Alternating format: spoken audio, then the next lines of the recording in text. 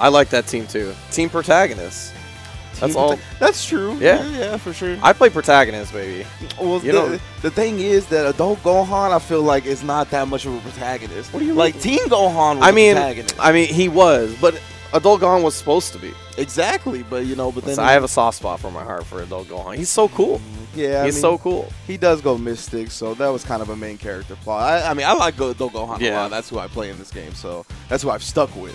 So I'm looking forward to the adult Gohan play, of course. We got a couple of the players in the building. Hope you all are now floating in the chat and ready for some Dragon Ball FighterZ action. Of course, I'm glad that we are here with the Dragon Radar event. I'm not sure if we have all of our winners bracket actually in the lobbies yet, so we might be starting in losers bracket. Oh, we got a bunch of people in here now. Oh, there you go. See, okay, we got Vegito and Gohan to start it off. So let's get all the blonde hair. I love it. Moise waiting. But yeah, our first scheduled match is supposed to be Linj versus Moise. So if that is according to plan, that's what you're going to be seeing first. But for now, of course, we are just chilling in the lobby, making sure everybody is ready to go. Yeah, we got a few players in the building that have, some background in these versus fighting games, right? Where it's 3v3 action, so they should be accustomed to what you're going to see in Dragon Ball. I'm looking forward to the South American flavor that the region always brings to the different fighting games. Yeah, I'm really looking forward to it too. Obviously, they have a pretty big scene down there. We've been, I mean, the fighting game community has been trying their best to support the Latin scene over the past couple of years. It's been great to see, right? You get to see a little bit more diversity in what we see in the in tournaments, especially coming up to the finals that we're gonna have soon. It's almost around here. We got a couple of sagas coming up, and then we're going to be right down to it. Well, let's get right down to this one. We are going to get into the winner side first. It's going to be BruNex versus Rymaru. Okay, so it's going to be the second half of winner semis to start up. So we have Vegito Cell Goku Black up against adult Gohan with 2 beams. 2 beams. So that's going to be a pretty strong neutral game for him. He's going to be able to control the ground very well. On the other side, we got Vegito, who offers a pretty good obnoxious pressure, right? His block shoots can go very long. You see that 5L is always going to be present. Then he was ready for the 2H after Rymaru got a little careless in the air. Yeah, doesn't side dispense. Oh, 2H again. Stop getting reckless. Oh, now we're in the corner. This is where Vegito wants to play. Oh my goodness, and he teched down, but then he went back to the original side. Rymaru not looking for just a little loss in the sauce. That's one character down. I thought he missed the throw, and it was a cross under the entire time. That's awesome, though. That's the thing you want to pull out just to kill the character. I'm for it. I like that start, the Vegito parry with the cell assist. Usually it's pretty safe, but again, Rymaru having 2 beam assists, Goku Black is still available, blew it up. Starting off strong. Yeah, bottle combo follow-up. Throw him to the ground again. Yeah. Oh, my goodness. Rymaru just cannot catch up to the pace that BruNex is presenting. Man got 3 bars on deck. And we're building a whole lot with Vegito. Gonna keep going. Bounce him off the wall. Alley-oop to myself. Put him back in the corner. Oh! Yeah, I tried the big 2M. Nice up tech into the air. Back dash to get a quick landing button. I like that. Direct C change. Yeah, gonna go into the Goku Black level 3, get that knockdown. Also gonna be able to let Goku recover some blue health. We'll try again on the other side with the wake advance to get him out. Reflects on the ground. Oh, doesn't even try for the Dragon Rush. Just goes for a Sonic Fox S reset, lets him tech out. Double jump out, blocking on the way down, but not before eating all these buttons on the way down. Rymaru's time to get started. And that double jump cracked me up because you usually see Cells rolling crush in that situation, but ever since the nerf where they took away the cross up, it hasn't been that way. Rymaru should be able to finish off the cell here as well. Gonna get the soft, or excuse me, the smash knockdown via the medium jaw slicer and put him away. Yeah, 2 bars. I like that combo as well. Try to get as most needles as you can into that one. Try to do as most damage. And now it's a 2v2. Oh my goodness. Oh, okay. So he ended up hitting the 2L. That's not a low, but it will blow up people trying to jump out or also press their low buttons. Nice reflect on the 5L. Knew what he wanted to do afterwards. Couldn't finish it off quite, but very close. The 2H. He's got the frame tracking. I mean, he just whiffs the 5L, and then when you want to do something about it, he 2H. Yeah, that Z change won't be able to finish it off. Double jumps out and comes down with the big jump heavy from Goku Black. So BruNex got his full health character in there with the sparking as well. Rymaru got that protagonist power though. You got to be careful of the Vegito assist calls because the blue life could blow you up. But either way, BruNex finds the hit. Okay, so have to worry about that sparking right now. He does it immediately on wake up to recover the health. And the clash with the 2M! Oh! Oh my goodness, the God Slicer neutral. I haven't seen this in a little while. I like it. Not since the days of Sonic Frost Goku Black. He actually missed the combo on the hold vanish air dash, but he ends up catching him off guard. Level 3, no, not yet. He doesn't want to take him out of the corner. Oh yes, he combos it that time. 6-7 into the instant air dash. Should be able to put away Goku Black here with 2 bars. Yeah, and he's going to have still a lot left for this Vegito, so he's going to be in a good situation. Also, he's going to be able to pop that level 3 raw, right? If he does anything wrong, especially when you're Super Saiyan Goku, he's just going to pop behind you, hit that level 3. It could be done in a second. He gets the sparking off, however. Giving a little bit more options on the offense. There you go. No, wasn't able to combo it. Yeah, that's a big drop for BruNex. Going to open the door for Rymaru. He's going to vanish to keep the advantage. He blows through it. It should be it. Oh, to the level 3. I would have liked just the level 1 super, but I think he's still going to blow through the regen anyway. Yes, KO Rymaru takes the first game. The protagonist power, baby. Never count Super Saiyan Goku out. That's what I'm talking about. Yeah, he is one of the best anchors on the team for a reason, right? Super solid fundamental character. One of the few characters that can do 2 bars in a single combo in terms of like 2 supers, I mean. Yes. It just level 3 that teleports behind you immediately, so that means you can punish things that some other characters can't. All that good stuff. So you saw it right there. Good stuff from Rymaru winning the comeback. The Vegito, though, from BruNex. Oh, boy. That is the fact that he went down in life after a couple characters. You saw, like, the flip on BruNex's team, right? As soon as he wasn't able to put Vegito on more often, the productivity of his team went down drastically. Yeah, and he tagged Vegito outright, and that was good to get the full health character in, but I would have liked to see him spark with that second character while it was still healthy to keep that advantage, because he lost the second character, and then Vegito only had like 30% life left, and then the sparking's not going to do a lot for you if you don't have a lot of blue health for it to regen, right? So even in that situation, normally if you have more health, you can survive a combo while you're sparking just because of the regen it gives you. But with so little life left, he wasn't able to survive the level 3. So that's how it broke down. Rymaru does take the first game. We'll see how BruNex bounces back because he was in control of most of the first match. Yeah, we have seen that in development in the meta, right? A lot of people will spark just to keep the 2v1 rather than have the full 21 seconds on the level 3 sparking. Just so you have that advantage. Assists are so important in this game. It makes sense. Auto combo follow-up once again for BruNex. Tossing back into the corner. The side switch. Wake up with the DP. We didn't see that all from Rymaru in the first set. Wasn't able to keep the combo going, but he did get out of the combo, and now it's time for the T.Gohan pressure. I think he tried to time the Jet Oper to blow up the change? Yeah, I think so, but he used the light DP. I wonder if he used the medium. It probably would have worked, but either way, oh yes, leg loop. Let's go. Level 0 extension. Let's get some potential unleashed. Oh, we're to level 2? Okay. Right. Give me a little bit of a damage boost here. He's going to vanish him out the quarter, back. Dash after the air uppercut. Ooh, the falling F into the crouch F. We got long distance on these protagonist legs. We got 2 bars as well. Oh, we don't even need it. Rymaru takes out the first character, taking the momentum from the first game. Oh, tries to catch him flinching with the S. Good defense from Rymaru, though. Been around the block a couple of times. You see the double beam dream. Raw tag into the sun. Oh, he stayed solid, but I mean, that 2L is not an actual low. That 2M is, however, and it's a big damage starter. Yeah, it doesn't spend any meter on it, though. Oh, and he goes from legs from downtown, blows up the assist, and Vegito's in the air. Yeah, BruNex trying to react to the assist blow up, but the 5M was too fast. Again, the air legs, not even using the H version. The H version will give him a combo. Yeah, he's almost using it just like as a big wall, right? Yeah, that's what it's for in the air. Just keeping Vegito out, but the vanish, just keeping him on the ground right here. A big stop sign with the legs, but ooh, the 2H, that's still one of the best tools in Goku Black's arsenal. Let's get that medium God Slicer going. Holy light ball. Nice response. All right. Blue combo, but it's still going to matter. Nice combo with the Jet Upper assist. He's got meter to work with, too. Yeah, that should be it. Shadow Blade level 1. Into the level 1. Into the level 1. My man is an adult Gohan player. You saw him tag into the level ups. He wants his character to be as powerful as possible. Have that double beam behind him. Oh, I thought the 2H was coming. Maybe he got 3H. I'm not sure. Yeah, I believe BruNex going to put the potential in the ground.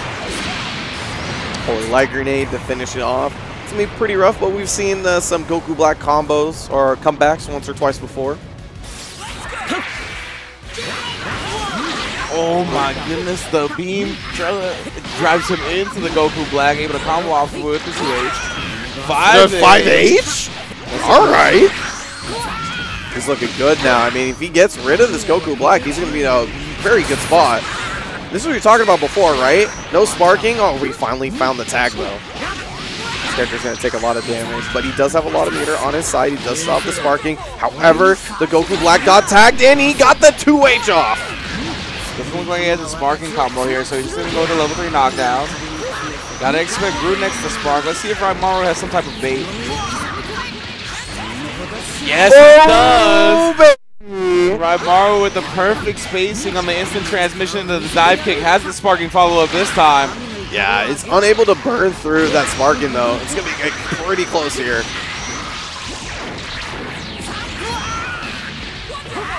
Nice! The air dash after the blocked air normal, and Rymaru's going to take it 2-0 over BruNex and put himself in a winner's final. Good stuff. Rymaru, much better in that second game, was able to keep the momentum as he was going along.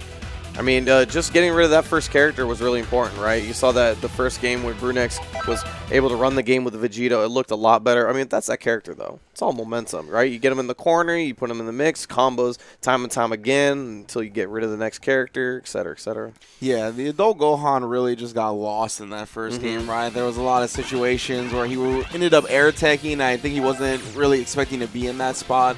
And because of that, he kind of panicked, came down with a button, and was always getting hit by the 2Hs. So because of that, he tightened it up in the second and third games. And then the Gohan was able to really run his stuff in that third game, as we saw, and got rid of 2 characters. Did get vanquished by the Goku Black towards the end, but the rest of his team seems pretty solid as well. We saw the Goku anchor come back in the first game as well. So. Yeah. Yeah, double beam adult Gohan sort of really banks on the point character, so you can really tell that he's put a lot of time in the adult Gohan. I mean, even as going to using like light and medium legs in the air just to sort of play a wall, like you're saying before, normally we see the H there so you can get a full combo off it, but there he was just using it, just to keep out. He knows that if he can control the space in front of him, that he can eventually cage him with the double beam assist and then be able to find the opening when he gets the chance. Yeah, I forgot he actually came back in that first game. So he did take it 2-0, game 2 and 3. So good stuff from Rymaru. Yeah, we really got to see that adult Gohan in action. I like the level 0 extension as well on the Cell, right? Cell's one of the easier characters to do that on, so he's recognizing when he can get the optimal damage for not a lot of effort. I like to see that. And then on the other side of Winter Semis, we do have Linj versus Moise. I believe we were waiting on one of them to enter the lobby, so I'm not sure if they're there yet. If not, we do have plenty of lower bracket action as well. And man, yeah, I'm glad we have this Dragon Radar event, because we are winding down in the season. As you mentioned before, we have 2 Saga events to go. The 6th Saga in Japan coming up next week, I believe, starting on November 24th. And recently, they did reverse the rules in terms of the peripherals that the players are allowed to use, so they can use their personalized controllers, whether it be pad, hitbox, or arcade stick, of whatever brand you prefer. And then the Australian Saga event is going to be the 7th one, I believe, coming up on December 15th and 16th. So, yeah, we are winding down for the Dragon Ball FighterZ store. Yeah, it's getting close to it. I'm looking forward to who's going to be going out to the Japanese and the Australian tournaments, right? We have a couple of people who have already solidified their spots in the top spot, and then who is also going to be thinking about going to that LCQ as well that we're going to have at the tournament itself. I mean, in the end, we're going to have 8 people who are going to end up going to the tournament. It's going to be super stacked. It's going to be one of the best Dragon Ball FighterZ tournaments of the year. One of these guys, however, in this tournament are going to try to get to one of those Saga events in either at Japan or in Australia, but more likely Australia, probably, considering that next one's coming up. We gotta see. Next week is the Japan one, so I'm looking for all the native Japanese talent that are gonna be able to enter their first Dragon Ball Saga event, right? course, we did see a lot of them over at EVO, but that wasn't related to the Dragon Ball FighterZ Tour. So we're going to be able to see the likes of Kai, Marta, and Aqua hopefully enter this Saga tournament and try to get a Dragon Ball for themselves. Yeah, I'm really looking forward to that. Japanese have been putting a lot of time into the game, obviously. We've seen them really compete with the U.S., and it's created this really cool rivalry that we haven't had in games in a little bit now, right? It's pretty even, and I think that coming the Japanese Saga event, we're going to really look forward to seeing what they have to offer, especially considering that, you know, a lot of us in America, we look to them for some of the more unconventional tech. Yeah, absolutely, right? They were the pioneers of Ginyu in a lot of ways, exactly. Right? They were the ones that really believed in the character first. So, yeah, I'm definitely looking to see what flavor they're going to bring to the Saga events. And, yeah, you mentioned it's pretty even. There are 2 American Dragon Ball holders and 2 Japanese Dragon Ball holders. Of course, there have been 5 Dragon Ball Saga events, but the man Kazunoko got 2 Dragon Balls for himself. Of course, of course. And speaking of the balances, I will be excited to see who's in from the U.S. or from other parts of the world are going to be able to go to that Japanese event as well. So obviously, the Americans haven't had a lot of success on Japanese turf, but it's always really fun to watch them. Especially like we saw the likes of Sonic Fox go out to that Invitational not too long ago, and he looked really well as well as like Hook King God. I know there's some American hopefuls who want to get that spot as well, and they want to be in that top 8. So it's going to be a great event, I think, either way. Yeah, Sonic Fox, man. He just keeps adding to his legend, right? Yep. Going out, taking a tournament on Japanese soil, as you mentioned, very rare for Americans to do that. I know Justin Wong has won a tournament in Japan as well. But there's not that many on that list. So Sonic Fox is just one of the best to ever do it already, and his career is only going to have a lot longer to go. It's crazy, right? I mean, we're only in the first year in this game. Can you believe it, by the way? We're only the first year into this game. Doesn't feel like it. We've just put the community as a whole, the world's community in Dragon Ball FighterZ has put so much time into this game that it really feels like we have just gone so far, tried to break it down as far as we can. But we're going to get into this next one right here. We're going to go to the loser side. Unfortunately, we couldn't find one of the players on the winner side, so we're going to keep the action for you coming up. Vermillion versus Kain. Oh, we got the T.Gohan and a great predict on the rocket kick. Just jumps up and super dashes the punish. Immediately with the Vegeta? Okay. This is a cheap mix-up, right? With the K.Buu, this comes down with the second overhead. Yeah, we've seen Super Noon run this a lot as well.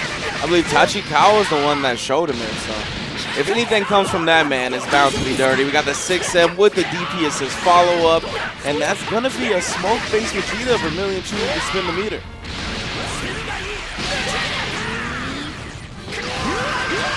Go 2 bars, and that's it. Vermillion looking strong, and very rarely do we see people tagging a Vegeta that early, right? But he is very strong. He's got a low 2M. He's got great mix-ups.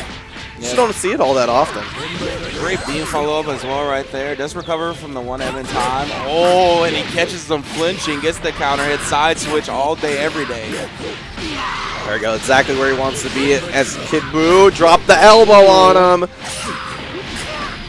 We're all green on the side of Vermillion, too. He's got bars to work with. See it with your chest, and there's still not a scratch on Vermillion so far. You best believe he's going to be trying to avoid that sparking. He wants that true perfect. Ooh! Not even the chip! I don't want to deal with it. I want all green bars. Ah. Vanish finally takes a hit. Ooh, the 5M didn't actually believe in it, though. Super dash comes down. Thiago not ready. Oh, the elbow drop on the cross. God. Oh, no. Bad. Vermillion not spinning the sparking yet. 2 bars, going to be close. Ooh, but it is indeed enough. T.Gohan with the muscles like a grown man. So he got hit by 1 vanish. 1 vanish. That's it. Call that. I mean, not even the sparking. I'll say that's pretty good. But at the same time, good stuff to Vermillion. That was a quick match, something we don't see all that often in Dragon Ball FighterZ. He's going back to the room. He knows I need to take a break. But there was something that he did pretty well there, Vermillion, at the end. He tagged into the Tien.Gohan for the motionless Kamehameha. That is one of the most hardest hitting level ones in the game. Yeah. And, you know, just a little bit of a added min-maxing right there. I'm always a big fan of min-maxing, as you know, so I look forward to it. And we got a team switch from Mr. Kain. Oh man, alright, he's gonna fly his red rag, huh? We got a T.Gohan Bardock 16 in the building now. That's a pretty interesting team. Normally we see some sort of more supportive style assist with the Bardock 16. But I guess we're playing sort of more of a double point style with a strong character like 16 behind you. One of the best assists in the game, and Bardock's assist is no slouch of his own. Yeah, it's also one of the better assists in the game. Yeah, call the legs and still lock him down after that with the Bardock assist. H legs now. I don't know you want to do that on T.Gohan. Usually a character that short can 2H that. Goes through it with the super dash, of course, that nerfs a Vegeta assist. Present for some time now. Not going to use the H Mystic Ball to go for an extended combo. Yeah, twice in a row, Kain's missed that extension with the 16 assist. Oh, Candy Beam. He was probably to 5 somewhere, and he just got mad. He got auto combo extensions. All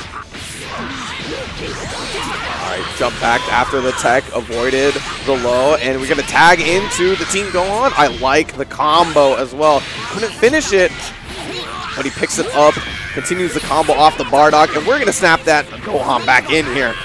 Yeah, but I got the lockdown, trying to buy time for that K.Buu assist, but he just gets hit by Vegeta, tries the 2H, gonna whiff on it. Oh, he just let it fly and had K.Buu assist backing him up anyway. What a clash on the 2H and the 5H. Vegeta assist, of course, always getting the job done. T.Gohan telling him who's the true protagonist. Told you, man. T.Gohan's the one that finished off Cell. Go. Oh, we got these? Oh, almost picked it up afterwards. Kain with the vanish, trying to take the corner positioning here, but he responds with the 2M. Vermillion with no fear. Yeah, huge combo starter here. Had the K.Buu extension as well. 1 bar is all that will need to be spent. And he's get to it with Vegeta. That's going to be the last character for Kain, but if you want one more character left on your team, it's got to be the Android 16. Oh my goodness, the 6M opening him up again. Extended by the T.Gohan. Oh, now we're going level 3. Hard knockdown. Gets in there with the double axe handles. Oh, all right. We got these bomb loops. Oh, dropped out of it. Held the vanish. Now he's going to be able to finally apply pressure. Yep, gets the 6M, holds the vanish as well. It's the easy extension down, tech buttons. You got to finish the job. Yeah, it's going to be hard burning through these 21 seconds of sparking, though. 16 also a big body. Going to go for that level 1. So the level 3 is going to use to take the hard knockdown with Vegeta here. Has the K.Buu assist as well, so as soon as you block, you are definitely blocking a mix-up. Oh, this goes with the 6M again. T.Gohan extension is there. 2 bars, but I think Big Bang and Gohan should be enough. Yeah, it's too much damage too quickly. Vermillion able to take it 2-0 over Thiago Kain. Good stuff. 2 of the higher damaging level 1s in the game, and he's going to move on to losers quarterfinal to await, I believe, the loser of Rymaru and BruNex. So he's going to be facing BruNex. Yeah, so good stuff. Vermillion looks solid, man. And normally we don't see a lot of that synergy, but the shell of K.Buu Vegeta is so strong, right? Double lockdown team. And then you play a very solid, a very scary point character like Tien.Gohan with very good mix-ups. It's going to look like that. But I was really impressed with his, I don't know how to put it. I don't know what the term is for it, but like, I guess, assist economy.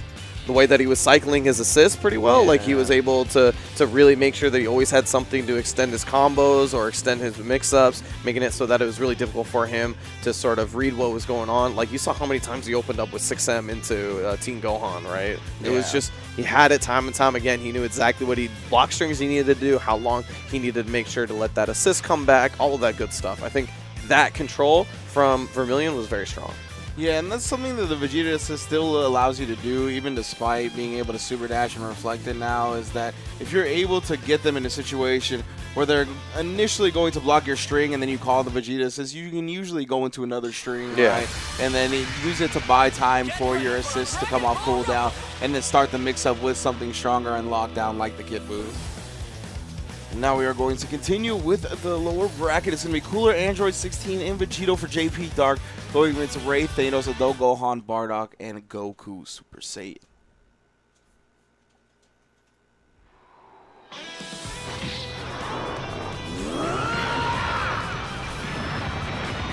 this Cooler intro cracks me up. USADA needs to flag this man.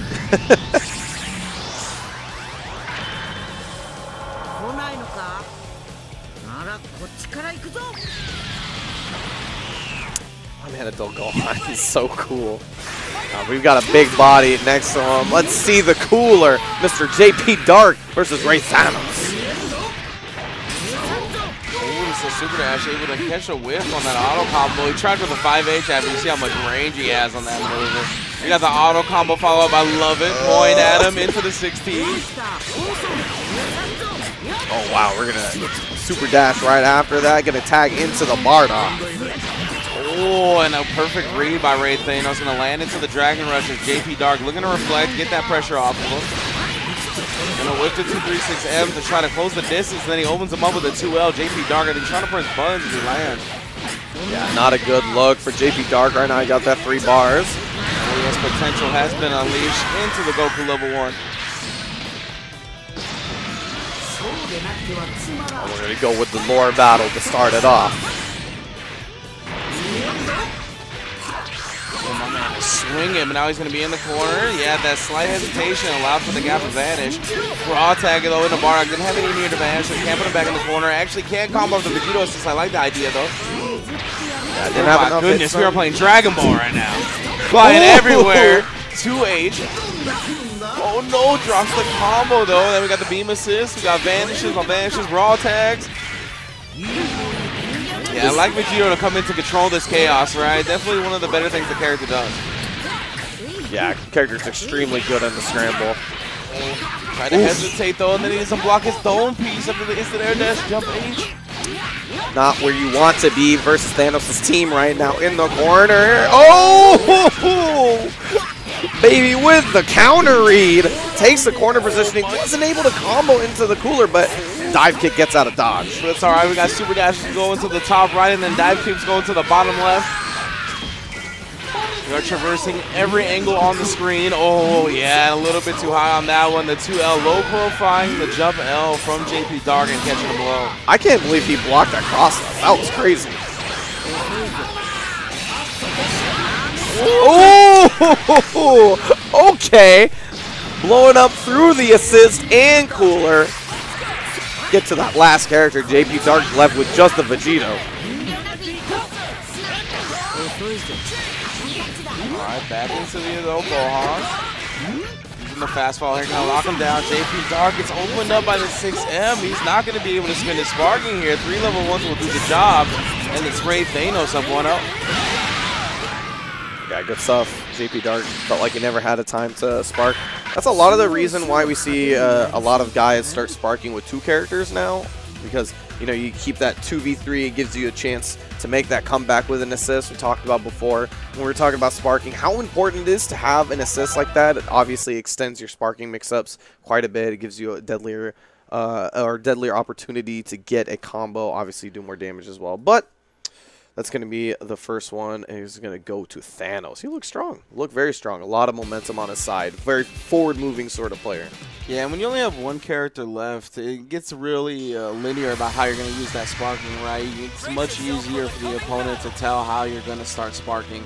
So you don't want to put yourself in a situation where you're going to play so telegraphed. That's, I think, another reason why players have started sparking in level 1 or level 2 rather than level 3. Because once you have that 1 character you're left, you're like, okay, I need to immediately sparking because if I get hit by 1 combo, I'm done. So it's a lot easier for the opponent to read that situation and counter it. As we get into game 2, Ray Thanos is up 1-0 on JP Dark.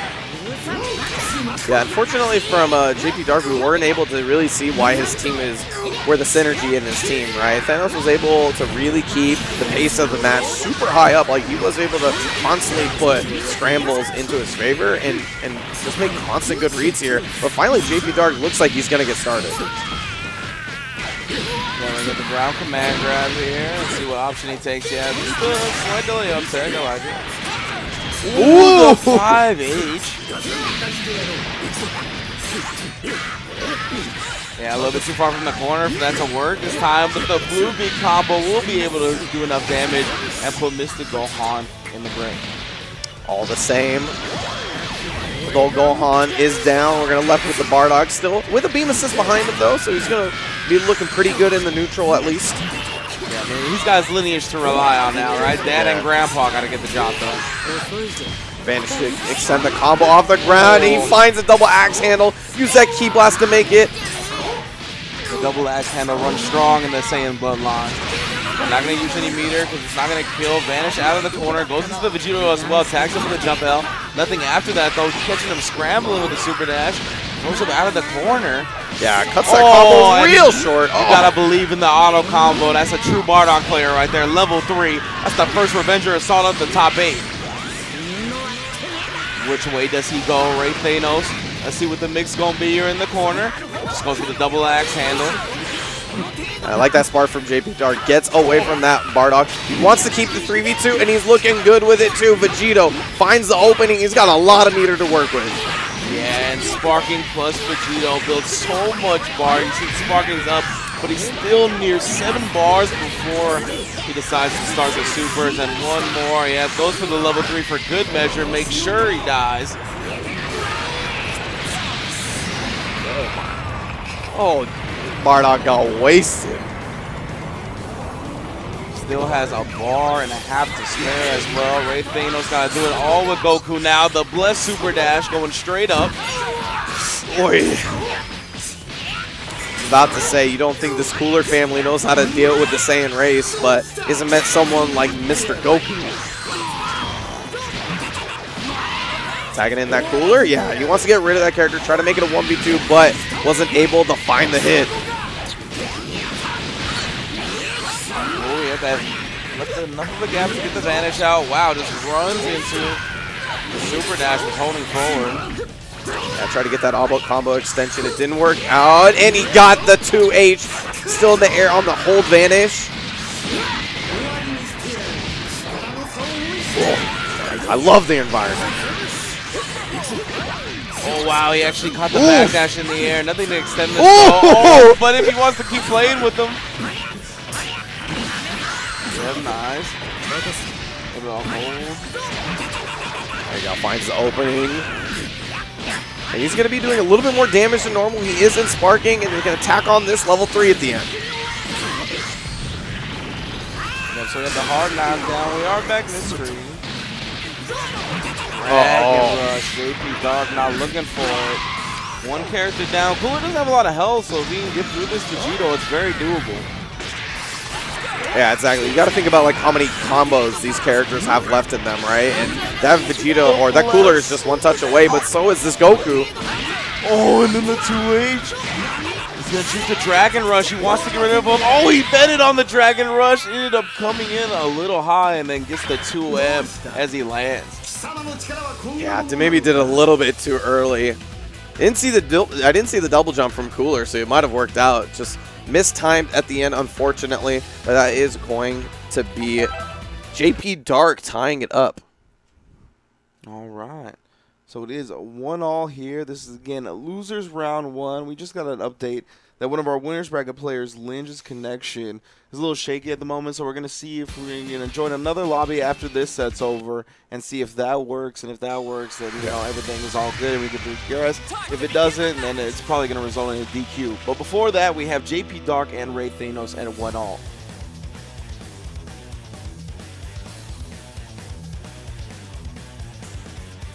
Yeah. One apiece. This team, finally we got to see this Cooler team get started, right? And it really looks like, I like the way that he plays with this Cooler. Just like to go for big buttons. He tries to go for a lot of movement with his character. For a big body, well, I guess big bodies in general in this game, a lot of them have fantastic movement, right? So just use those big buttons, try to find the hit, and we confirm just like that. That was so sick. The stand light directly into the 2H. Oh, but he gets caught swinging with the auto combo. Ray Thanos going to tag in a Bardock. Let's recover some blue life. There you go, the chase down. Vegito's out of there, wasn't able to help out. Alright, she goes with the 5L after. One of the best 5Ls in the game. Level 3 Revenger Assault. We got the mid-screen mix-up now. We'll see what Ray Thanos chooses to do. We have access to the cross-up. Oh, just goes with the Dragon Rush. JP Dark able to wait no Vanish. Vanish takes the corner back for everything. Ooh, Goku getting beaten up, but Bardock staying resolute. And he finds the hit once again. Has that bar to work with as well. This is going to be, yeah, this is going to be dusted for the 16. Potential is unleashed as well. That's level 1 for Gohan. And a dead 16.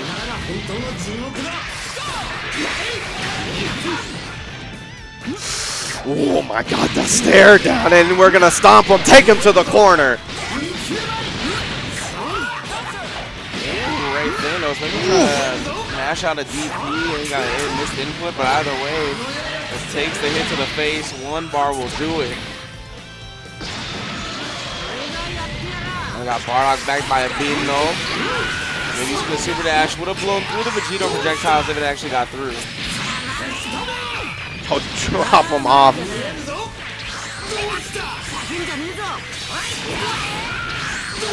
Man, I love how JP Dark is playing. Just such high movement. So difficult to deal with, especially when Cooler is approaching from that angle, right? Not a lot of characters have the ability to deal with that.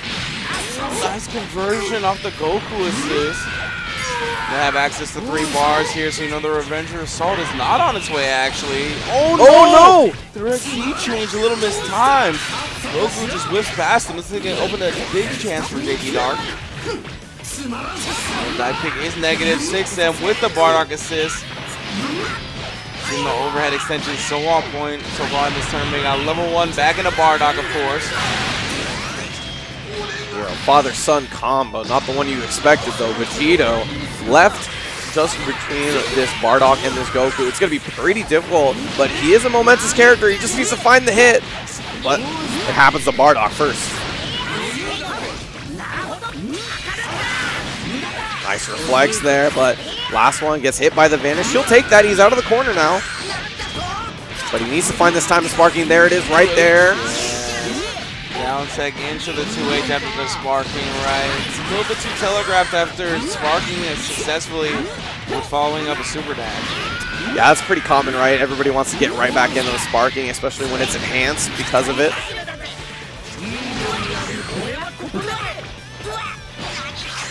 Samuel pulls the Vanish. Easiest extension. A little bit more consistent than the air dash. Oh my god, look at the bar that he's going to build. No! Not like this, bruh. Oh man, my man was about to build at least a few more bars. Oh no. The nature of the online tournament. Yeah, that is unfortunate. It was going to be a pretty interesting situation, right? The comeback, he had a lot of meter. He was going to get a knockdown afterwards. We don't know what was going to happen. I'm looking to see if anyone has admitted to being a router kicker in our info here. Anybody? Can anybody own up to it? Who was that? No. That was Ray Thanos and JP Dark. Let me see. Okay, listen. Do you see these guys? All these guys are protagonist players. You think anybody's going to own up to being a router kicker? No way on earth. But I'm going to try to fix this up. Sorry for the disconnects. As I said before, it is one of those things that just happen. It is the world that we live in. But the imperfect world of net play. Yeah, exactly. But it does bring opportunities like this, right? One of the people at the end of this tournament is going to be able to go to a Saga event, try their best, and try to get into those Dragon Ball World Tour finals. Yeah, absolutely. That's going to be taking place sometime in 2019. Of course, we mentioned earlier that there are 2 Saga events to go, both in Japan and Australia. Japan coming up next week, starting, I believe, November 24th, if I'm not mistaken, and then an Australian Saga event, I believe, happening December 15th. And those are just day ones. I believe they're 2-day tournaments. And, of course, this is a Dragon Radar event to try to get to one of those Sagas. Yeah. Winner of this will be flown from South America, or excuse me, from Latin America South to the Saga event to compete and try to get their hands on a Dragon Ball. Currently 4 Dragon Ball holders, with Kazunoko holding 2, because he's the man, you know, he's always been the man. It's the kind of guy he is. But he's looked very strong and definitely deserves it. So we'll see who can be able to contest him when we get to the end of the year. However, we're trying to find, you know, a couple more Dragon Ball holders as well. It will be really interesting to see this last part, right? Because we know there's a lot of Japanese hopefuls as well, so you expect a lot of them to be the Australian tournament as well. It's kind of the middle ground, kind of between America and Japan. So I also expect a couple of Americans to go out there as well. Also considering it will be the last one before we have a last chance qualifier. Yeah, and you know, that LCQ, I'm already expecting that LCQ to be completely stacked. It's going to be a nightmare. So yeah, it's really going to be choosing to go through a completely stacked bracket, or, you know, trying to travel for 24 hours straight to get to Australia for some of the Americans. Yeah. But I mean, that's the life we live. Yeah, exactly. Get your hands on a Dragon Ball, the illustrious award. I think that's definitely a motivating factor for a lot of these players, right? Not only the cash and the spot actually at the finals, actual Dragon Ball, but the Dragon Ball, the tangible Dragon Ball that is yours. Especially someone like Hook and God, right? Who got the 4th Dragon Ball, the one that has so much prestige behind it. But it looks like we are going to winners bracket. It's going to be Linj versus Moise. I'm glad their connection could be squared out, and this is going to be to face Rymaru in winners finals. Yeah, so a lot on the line here. Obviously, a person who puts himself in winners finals is going to give themselves a good chance at it. But get into this one. This will be a pretty interesting one, right? We got to see a lot of Saiyans on the screen. Oh yeah, we got more Gohan, I believe, from both of these players. Yeah. But yeah, Moise's team is actually really interesting, right? It is going to be the Gohan, Vegeta, Yamcha team. So a lot of pressure that you can put on to your opponent. A lot of mix-up potential, especially with that Yamcha assist. Yeah, you can see Moise already starting with that noosh that Kazunoko popularized, the Super Dash and the Yamcha assist follow-up. However, Linj was already in the sky, so not as effective when you're at the top of the screen. The back, or the uptech into the backdash, man. Such a consistent tool in a lot of players' arsenals nowadays. Potential unleashed into the base Vegeta. Oh, wow, finds it to him, the chop. That might be it for this adult Gohan. No, he gets another chance at life. Maybe find some time to tag out. I think he's looking for it, but he's going to keep up the pressure while he can. Vanish in the last second. That was one time. Perfect fade, but he actually doesn't get the hit. Either way, 2M comes through, flips the assist, and he's going to be able to put him in the corner. There you go. Finally finds the time to get that 16 there, but unfortunately he gets hit. That's not it for adult Gohan. You can get your butt back in here. All right, clips him with the 2M, and he's going to finish it off with the 5H. Yeah, so unfortunately got that adult Gohan out there. Wasn't able to recover that blue health that he wanted. Ooh, nice recognition. He was going with the 5S follow-up, able to super dash through it. Double axe handle will catch him, tries for the reflect, ends up rocket kicking the raw tag. Yeah, H. Backface. He did block it in the air, so he should have been able to block in time, but either way got clipped. Snapping the 16, trying to press buttons on the way in. Wasn't able to get the full combo, but the Yamcha assist gives him some room.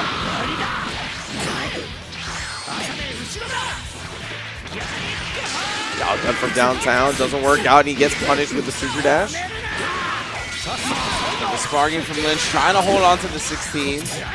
Holds the banish so he doesn't get 2H. Nice defense. Holds the banish again. Nice. And then the big 5L. Still esports as ever. Continue it on. Yeah, that hits ton decay. Coming in hot at the last second. All the scramble.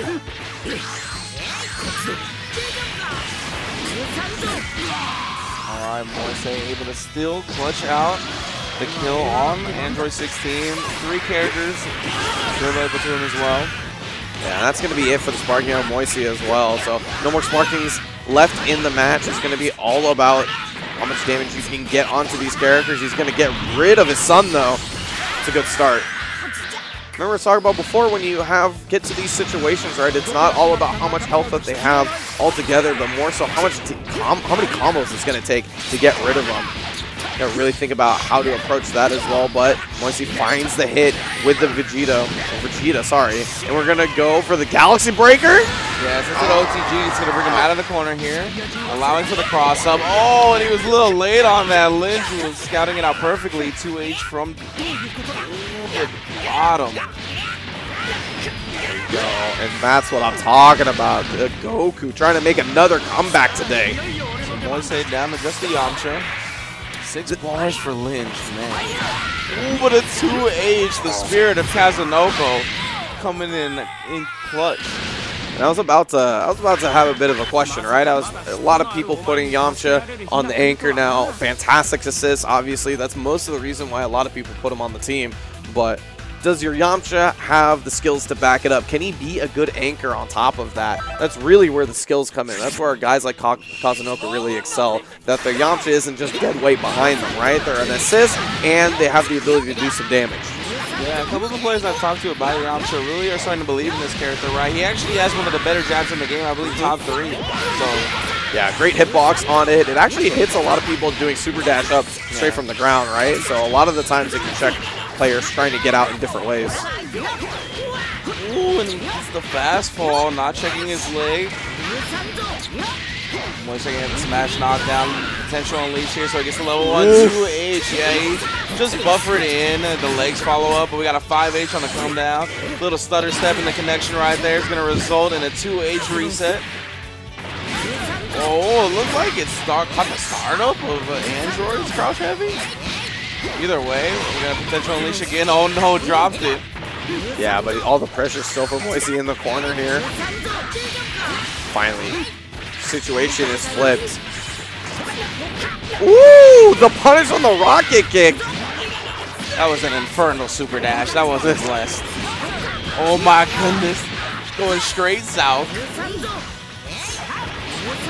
Yeah, all things considered, all of Linj's characters have a lot of health on them, right? They've all recovered all the blue health they can. Ooh, the H legs, we were talking about it before. We're going to snap in the imposter, try to get him out of here. Oh, we have the Masenko able to catch the jump frames.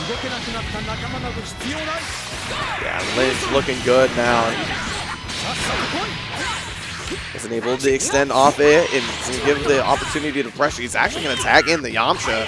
Oh, what in the world? The 2M was able to duck the 2H, but not that one. Gotta follow in the footsteps of the only man that has 2 Dragon Balls. I understand. Go with the Wolfing Fist cross up, but he gets the 3L. Remember, potential is unleashed, so that's a command normal now, and he got crossed up. That's why he got down forward instead of down back. Should be able to finish it off with the Spirit Ball. No, point at him. Over there. Finish him off for me. You're going to tie it up 2-2 on the character count. That's the 2-seamer right down the middle. What are these infernal super dashes? Going straight south. The damage on that one. Oh my goodness. Which way did he go, Moise? We're going to get the smash knockdown. Another Spirit Ball. Into the Gala gun too, trying to do as much damage as possible, just emptying out that meter bar, and the 2H was supposed to finish it off, and Linj finds the sparking timing way in the air. Oh, no 2H that time. Try to respond with something, just a little bit too late. Gonna spark up, wants to avoid giving Linj any momentum. The knees are not there, but the Yamcha assistance there to blow up the raw tag. We are scrambling left and right. Oh my goodness. God. Oh. The end of the auto combo. I 100% thought was 2H. No, that was the end of the auto combo. That was crazy. What in the world? I didn't expect that at all. Yeah, I mean, I can't believe he got the first 2 hits of the auto combo out before that. It seems so fast. 2M from long distance. That's a huge starter as well. Should be able to finish with the back-to-back level 1s. I alley-oop to myself. Oh, what in the world? Wasn't able to finish it off, but the Vanish will do it. He's going to spend a bar to kill one way or another, and we're left with just the Yamcha.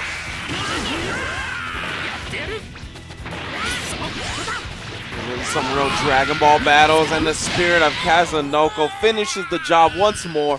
Moise is going to be moving on to winners finals to face Rymaru. That is definitely a match I'm looking forward to. Yeah, up kicks is definitely in the spirit of Kazunoko. All right, my man's been up kicking for over it's almost a decade now. Oh yeah. But yeah, good stuff to him. He's going to be moving on.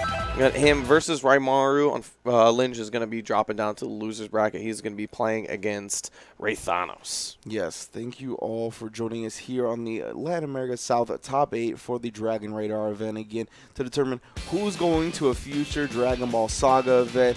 Only 2 of them left, of course, Japan and Australia.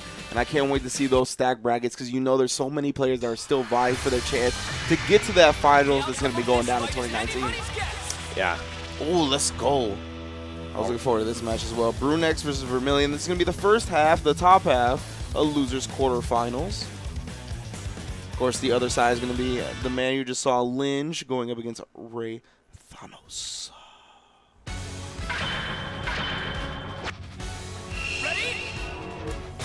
Let's see if Vegito can get ignorant. Ooh, Oh, see, that's a my very God. safe starter, right? The counter plus the Goku Black assist.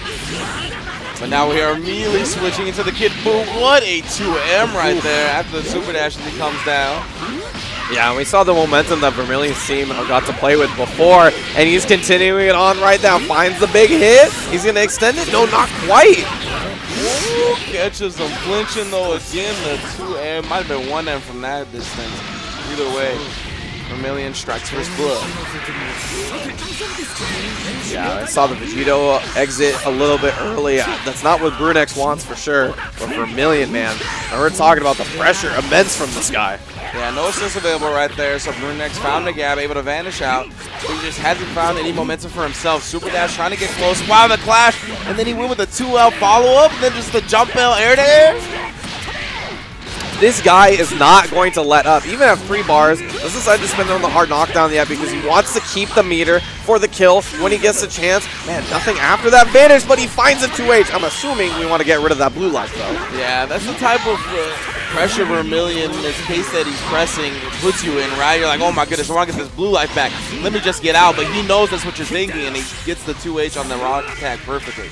Accidental rolling crush from the side of BruNex. He didn't get a good punish on that Vegeta DP. Put back in the corner, but the auto combo, you got to expect the shoulder.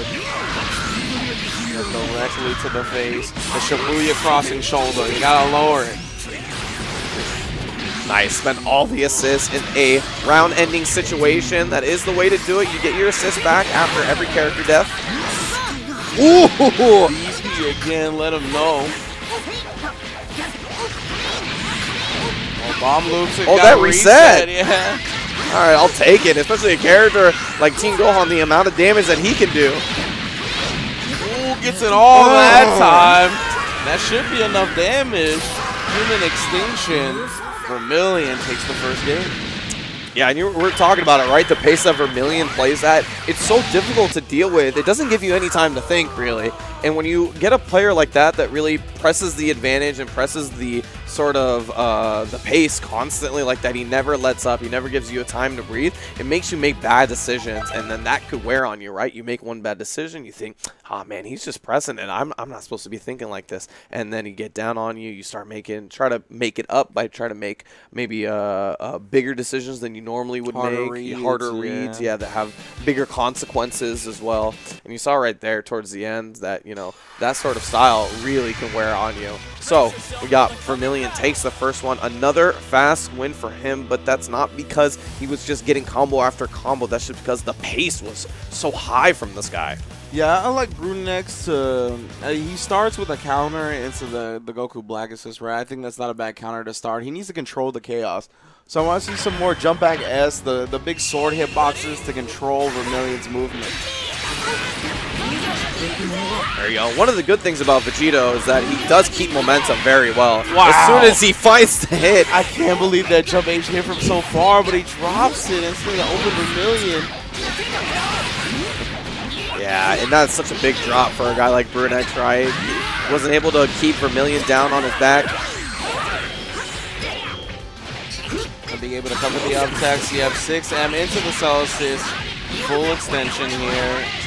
Yeah, this is exactly what you want. This is what Vegito wants versus anybody, really. Keep him in the corner, build all that meter, dunk him into the floor. Gonna keep him in 5L, but he's able to up-tech and double jump out. Bring in the K.Buu. Oh, are we gonna get Block Boy KB right here? Side switch. Oh no! Yeah, I felt like he did it a little bit too late. Yeah. Unfortunately, wasn't able to get that side switch, dropped the combo. Has plenty of meter and doesn't find any need to vanish. Just gets the 2H after the whiff God Slicer. Going to that level 3, he wants that hard knockdown. He's also still got 2 bars to work with. So a scary situation. Wake up, vanish. I don't want to deal with it. Dragon Rush yet again. Jump medium, but he can't actually go into the 2H quick enough. That's the downside of going with the air-to-air jump medium instead of a jump light, right? You don't go into an auto combo. You have to recognize and hit confirm in the 2H very quickly. Yep. BruNex taking him all the way to the corner. Okay. Okay. Actually whiffed.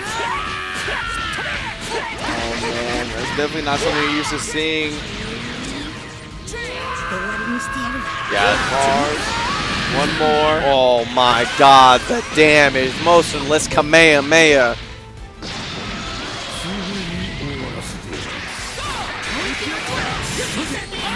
Okay, it felt like that super dash canceled real quick. Straight into the floor, but either way, T.Gohan gonna do the damage. Yeah, BruNex trying to scramble out. That's something that Vegeta is just so good at preventing. Extends with the K.Buu. And man, the damage right here. Go into the motionless Kamehameha one more time. And BruNex down to just the Vegito. Sparking level 3 is on deck, but the way Vermillion's playing, I don't see too much brightness in his future. Vermillion really making it difficult here. Now BruNex trying to keep the pace up. He isn't going to give this Tien-Gohan, but he slides under with the 2M. We're going to go into the sparking. Can this kid do extra damage? Big bang. Oh, into the scream on Imagino Cabo. Vermillion takes it 2-0 and will be sitting pretty in losers semifinals. Man, Vermillion's really, really impressive and earned that loser semi spot pretty nicely. So, looking forward to seeing him play against maybe someone who can play a little bit more controlling style. Maybe see something we'll see from one of the 2 players we got coming up next. But good stuff to him. One of the things I wanted to really note about Vermillion is that he did avoid playing against the Vegito quite a bit. He was able to constantly tag him out, constantly look to play against other people. We were saying before that one of the characters that could really curb the momentum was Vegito, because himself plays with so much momentum as a character. Was he able to take you to the corner, vanish, put you back in the corner, constantly go for those mix-ups time and time again. So that makes it really difficult to sort of start your own pace. Yeah. But he was basically able to avoid that the entire time. I don't think we ever saw Vegito really play without assist behind him. Yeah, it just felt like to me that BruNex couldn't catch up to that pace that he was bringing to the table, right? Because Vegito and Goku Black offer pretty good control, right? Yes. Both, for Goku Black, both I think on point and is an assist. Vegito less so because you can super dash through his assist, right? But on point, he has tremendous control in the neutral game. So it was, pretty handily in Vermillion's favor. We'll see if he goes up again, maybe against a Vegeta assist user later to see if that is able to contain him a little bit more. But again, being able to super dash through that, we'll see. We'll see for sure. But now we are going to the other side of lower bracket finals. It's actually going to be Linj versus JP Dark. Excuse me, we mentioned Ray Thanos being the one earlier. That was a mistake on our part, but please forgive as we get into losers quarters finals and see who goes on to face Vermillion in the next round.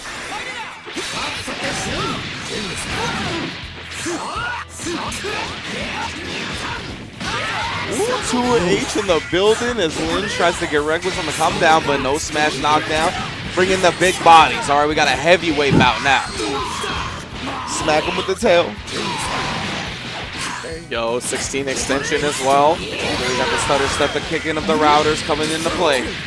Got to be careful, so much stutter stepping. Ooh. Bring him down. Tried to go for a reset, didn't work out. And then into the H legs. That's what I like to see. You thought it was your turn? The extension with Goku. Another H legs, this time for the self wall bound so he can get the Dragon Rush. Yeah, I'm going to tag in the cooler because he's got the least life. He's one combo away from being dusted, and there it is. JP Dark bringing him back in. The 16, but he gets opened up by a 2M early. That's going to be good damage. 3 bars on deck. Even extends it with the 16. Yeah, he already used his smash, but he throws him right into the level 3. How much damage is this going to be? And since that's a Z change off the level 3, that's going to give him access to the corner. Doesn't go for it. The 6M. Low follow-up, and Linj going to have JP Dark on just the Vegito. Really calculated decisions there from Linj, right? He goes for that combo, goes into level 3. He knows he needs one more mix-up to finish it off. But JP Dark going to be left with the Vegito, and he's going to go for the final Kamehameha, get that hard knockdown. With the mix going to be, tries for the 2M, but he's only met with the medium DP. He's going to be able to side switch as well.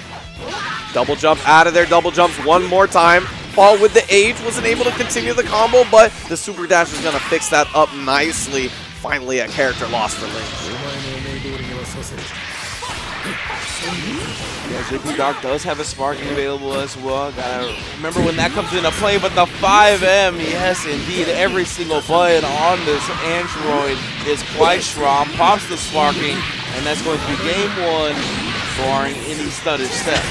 DC16 was absolutely fed up with this Vegeta. He's just like, no thank you. Bro, I remember at the beginning of the game, I was playing Reynolds 16 a lot, and I was like, man, it's crazy how 5L is so good, and 2L is so good, and 2M, and 5H, and Jump M.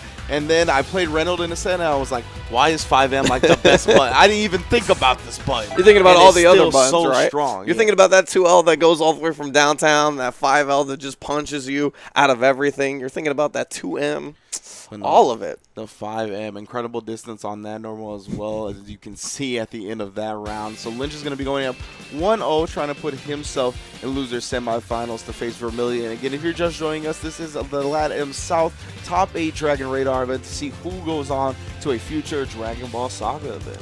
Yeah, this is going to be a pretty big one, right? We're getting towards the end of it. We already got 5 winners crowned, 4 people, or 4 different people having Dragon Balls as well. So trying to see who's going to get those last few Dragon Balls. We only have 2 left up from the sagas, and then we got the LCQ coming up later on. Japanese saga coming up to you in just a few days. Yeah, next week. Yeah, I'm looking forward to that, man. You know, always the Japanese tournaments always have so many people come out for it, too. A lot of hopefuls as well. I mean, it doesn't matter what it is. It could be any game. And those guys will come out in big force trying to get that last Dragon Ball. I'm looking forward to it. Absolutely, and I know all of these players as well are looking forward to it. They're trying to get to that event to get that Dragon Ball. We only got the 6 and 7 stars left. Linj, nice job. Air dashing forward after the block super dash, catching JP Dark, trying to come down with the button. We get the smash knockdown here. Potential unleashed. We got level 1 now as well. Jump line, I love that super jump up to catch him, but the DP, you gotta remember, Cooler does have that. Oof. Slam him back down. We're gonna spin the bash. Yeah, cancel a little bit too late, so no wall bounce for you. Extend with the Vegito assist this time. Slide stutter step. Oh, 16 on 16. We got foot dives, we got clashes, we got vanishes. Oh my, the buttons, the esports, it's everywhere. The pressure. Oh, we got more vanishes. Get me out of this corner. Lower the shoulder. Oh. Foot dive once more. Come on, man, get it together. We got the air dash forward.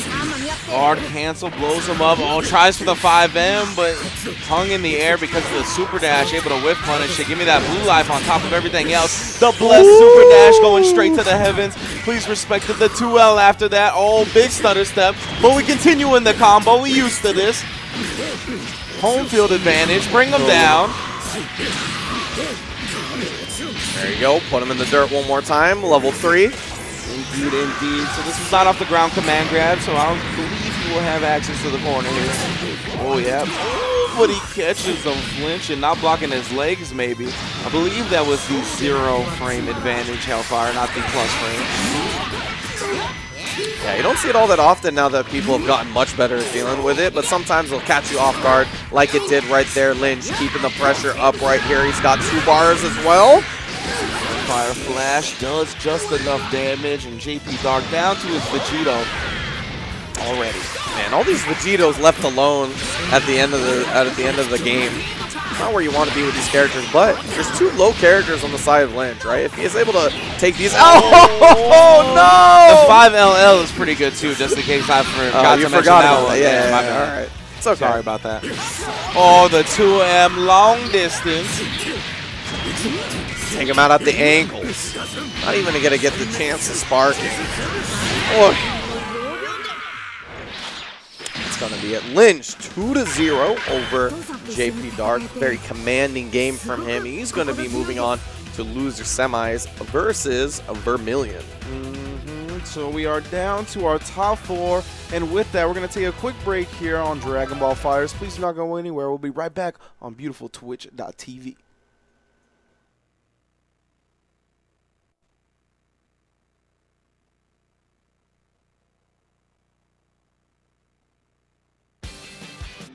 Welcome back to the Latam South Dragon Radar event to see who goes to a future Dragon Ball Saga event. I'm Linj, this is Sammy, and we are in top 4 action. We got winners finals. I believe coming up as soon as we can get it, it's going to be Moise versus Rymaru, and then awaiting in loser semifinals, it is Vermillion versus Linj. Yeah, and we're really looking forward to this one. Reminder that the winners finals is going to be a 3 out of 5. So we got some heavy Dragon Ball action coming up for you in just a second. We're going to see the brackets here. See how we got to this spot right here? We got some good diversity coming up for you. 2v2 as we get to the end of it. And it's looking pretty good. Pretty fast getting into this spot. We've had a lot of high-paced action, as you expect from South Latin America. These guys like to play hard. They like to play fast. And it's made for some good Dragon Ball. And this is the game to do it in, right? Offense, very strong. There are good defensive options in the game as well. Always like the way Lord and I talks about defense in this game. Definitely check out his Twitter to see what I'm talking about. But until then, we are going to get into this top 4 action momentarily. It's been a great tournament so far, right? As you mentioned, a lot of hard hitting, a lot of fast-paced action, especially from Vermillion, who's been in loser semifinals. The pace that he's been pushing has been out of this world. I feel like he's been one of our strongest players. But the winners finals, Moise and Rymaru, have both looked quite good as well. Yeah, they look really good. A lot of good stuff from them as well. So we're going to see who's going to be able to get into that grand final spot. Who is going to be able to take it all the way to a Saga event of their choosing. That is what these Dragon Radar online tournaments are all about. So we're going to get this next one coming up for you. Moise versus Rymaru. Rocking that all black hair. We got Gohan's left and right. I am a happy camper. Both a teen and adult. Oh my goodness, we're going to start with a 5H. That's how we get disrespectful? All right. Rymaru, 2H, the assist out of there, but we got a 2H right back at you. Smash into the fastball. He built some meter with the dash forward as well, so that's why you want to do that. Tried to read that jump back. It didn't happen. Nice reflex. Whoa. Whoa. We only move forward with specials. None of this running forward. I respect that. We got 2 H's on deck from both sides. What I was talking about. High-paced action. Who will unleash their potential? The 5M blowing up the guard cancel. Now you got to block this assist. Try to get Froggy after the block legs. My goodness, we are scrambling. He tries for the long distance DP, but we got a long distance 2H. There you go. Go for the knockdown. Tried to chase him down. The double jump back into the axe handles. That's the Saiyan special. Yeah, the up back dash. That's how we get down. Rymaru coming down with the H, and now already, Moise came down with the H, putting Rymaru's character away. And I got lost in the sauce right there. Didn't know which side he was going to come down on. Jump H as well into the super dash right in his face. Oh, the DP's going to get him out of dodge. And come on, baby. That's the Kazunoko classic. You got to remember that the Yamcha assist is always coming. 5L after the blocked fist. Oh my goodness. What did that the second one cross up? I'm not sure which side that hit on, whether it protected him from it or not. But if it did not, that was definitely a cross up. Oh my god. Oh, the overhead. That's actually the unblockable right there. 5L into the cross up back fist. That's unblockable. Talk about high-paced action. We are 89 seconds into this one, and we're already 2 characters down. And I'm not sure if a combo was hit. Oh, 2H is there. We're gonna go with no medium God Slicer. Let's go with a regular smash knockdown. Ooh! Left to right, my compass is broken. I don't care which way the super dash is going. 2H, 2H. Back to back. He hit the remix on him. Yamcha assist, my best friend. Saves me when I go the wrong way. Oh, 2H. It tops the charts. Galagun, Purple City. The pace did not stop 1 second. I like it. I like it. These combos are just weighing me down. Listen, combos scale. This is the problem with combos, is that they scale. So that every time you hit someone during a combo, it does less damage. I want to try to do as most damage as possible, so I'm just going to hit them one at a time. That's the fastest way to getting rid of a character. Okay, I understand that. So you play around all resets. All resets. All resets, no combos. If I hit an H every single time, that means every one of them is unscaled. You're a pioneer. You're a pioneer. Just trying to get to the fastest way possible to the end of that life bar. This is how we do it.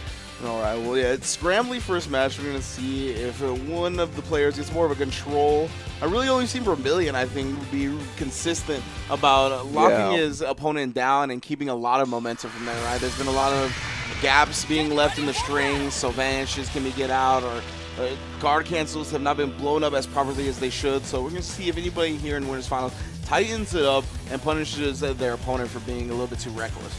Yeah, that's a lot of the benefits from a team like Vermillion, right? A very good lockdown team with the K.Buu and Vegeta assists. A lot of these teams that other people are playing in this top 8 are very neutral heavy, right? You see the double beam assist, you see the Yamcha assist as well. Good for lockdown, yes, but it doesn't provide in terms of the same level of mix-up that those other tiers do. So really, it is all about winning the neutral and then playing right after that.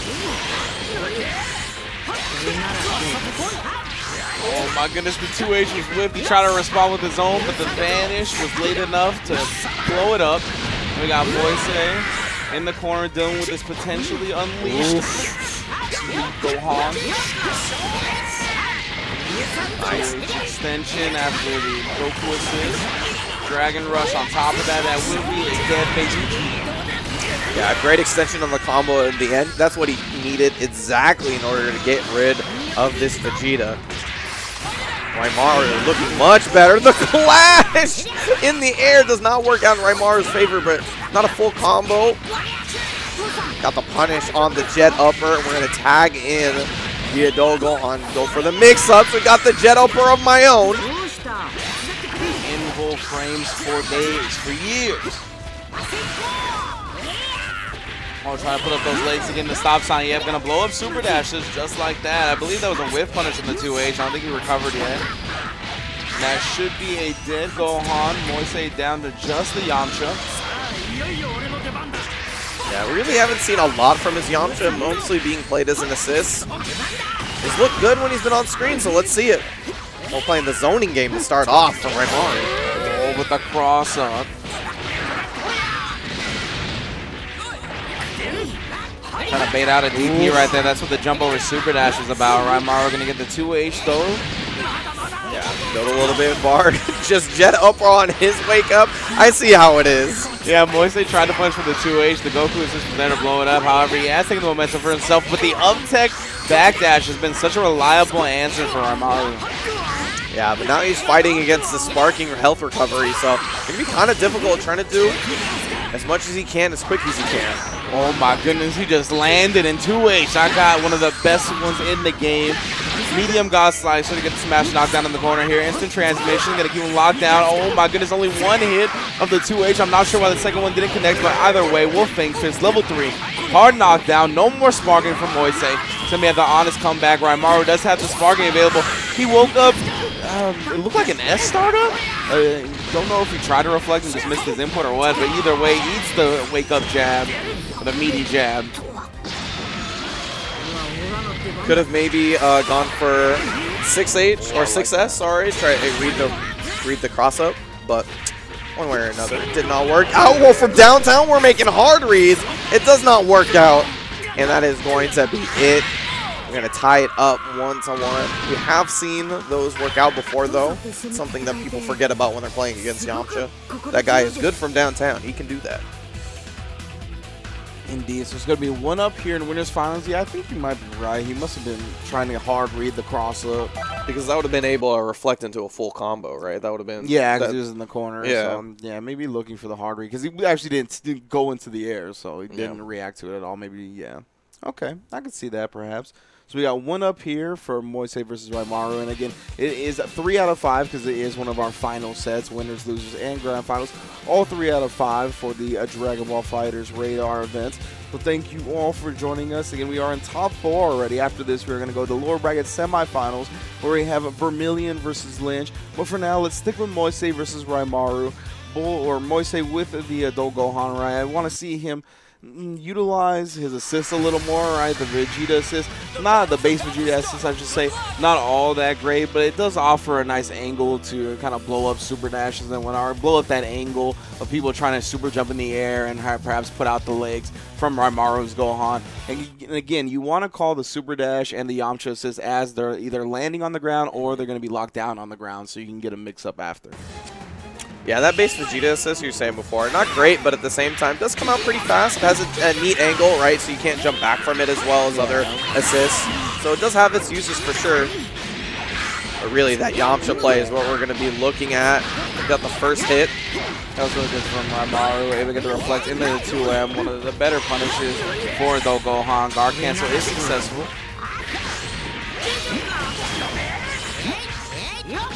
Oh no, a little bit too much momentum. Finds the cross up, and we were able to get the punish. Great recognition from Moise right there. Reflect everything, the key blast and the Yamcha assist. Gonna give Rymaru some breathing room. Maybe tried to finish that combo a little bit too fancy. Wasn't able to pick it up. Got that base Vegeta still trying to do work, but wasn't ready for the vanish.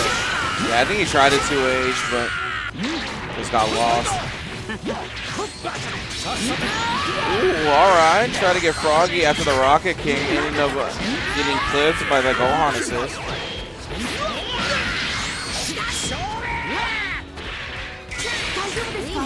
Raw tag in, yeah, but after the raw tag, he dashed in to keep the pressure up. Very good stuff from Rymaru. See if he cashes out on that blue damage. He does.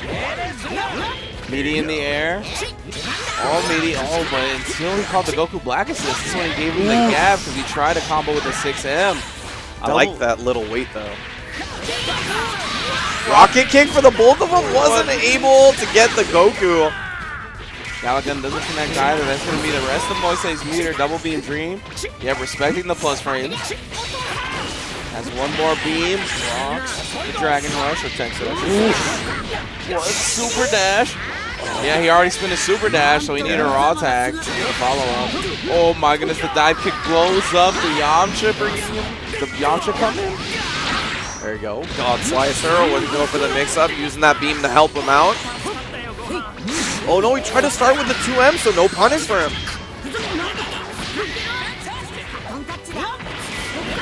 Oh, the read on the jet upper, unfortunately, wasn't able to get the combo.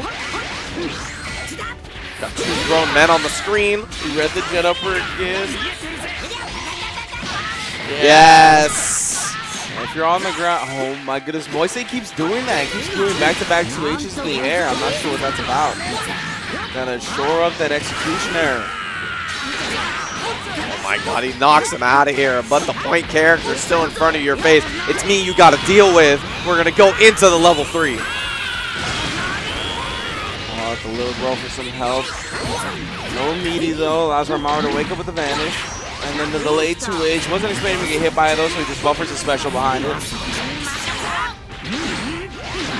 God Slicer cancel. It's not responsive to the super dash this time. Moise not covering the back tech.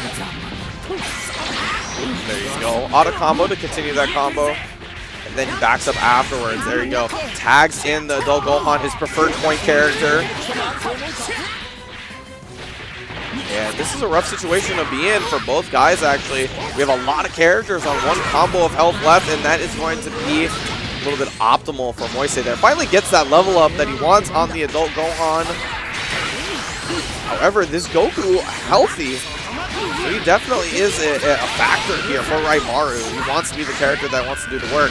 Moise playing a lot of momentum, and he gets the jump H on the dome. This is not a good look. Rymaru got to think about either getting the Goku out at this point or recovering that blue life in some way. What a level 3 response. Go get him out of here. You can't hit me with a regular beam when I got the level 3 and the little bro backing you up. Man, I'm so happy I saw that. I feel like we've forgotten all about raw level 3s because using them for the hard knockdown is optimal to use them at the end of it so that you get great setups, continue your pressure. But in that situation, use options to find the kill. There he does right there once again with the Galagun. Moise is going to be able to take it. Yeah, so it's going to be 2-1 now. He has the lead again. This is our first 3 out of 5 set because we are in winners finals. Yeah, good stuff from him, right? Really did, I think, call the Yamcha assist a little bit better that game. Really managed to control Rymaru to the best of his ability. And yeah, capitalizing on the situations that he got every time. Yeah, much better. I mean, I really, really like that level 3. Because I was saying before, like, I feel like level 3s are only used to tacked on for hard knockdown. I feel like a lot of people, especially considering a lot of the meta has developed, it's meant for like getting a hard knockdown level 3 and then you go for a mix-up afterwards. It's sort of rarely see punishes like that. So yeah, mainly when you see the raw level 3 punishes nowadays, it's from the characters that have their air level 3 or have level 3 in the air, so they can call out super dashes. Yeah, exactly. You see a lot of just like instant air back dashing to bait out super dashes and then reacting with the level 3. Yeah, but we forget, I mean, level 3s do a ton of damage when they're not scaled, right? They do almost half bar on a lot of characters, so it is definitely a good situation. A good way to end end a round like that is open up your options a little bit more. And you definitely know that he's going to be thinking about that going into this possible last game for Moise. He is on set point trying to get into grand finals. He's opening him up with the 5L.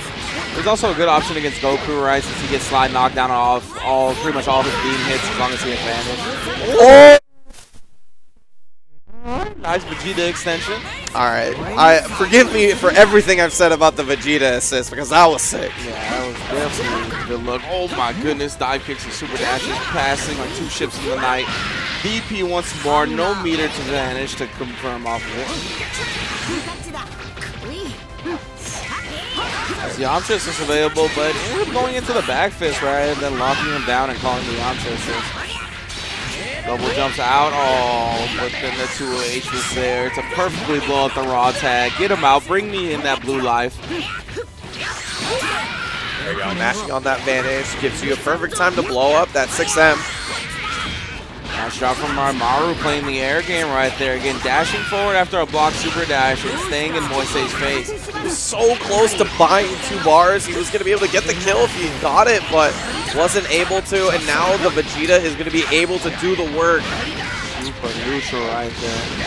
Able to blow up his cross-up attempt. And the meaty low gets the counter hit. He was trying to mash out one of his assists.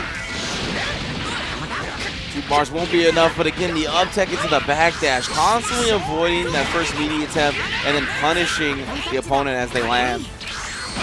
2H, telegraph the vanish attempt, and Rymaru looking back in control.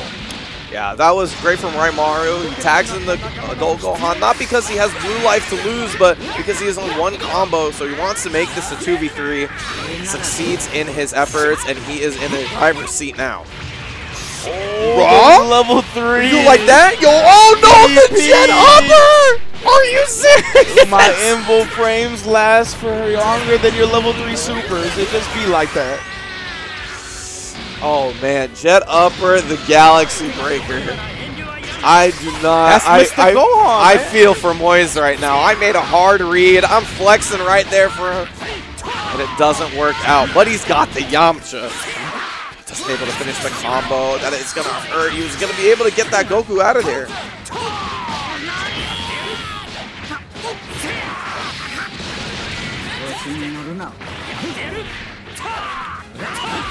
Oh, 2H.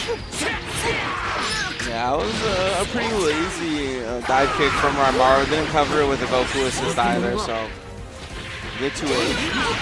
Oh, okay. Actually able to go through the assist, or the key blast.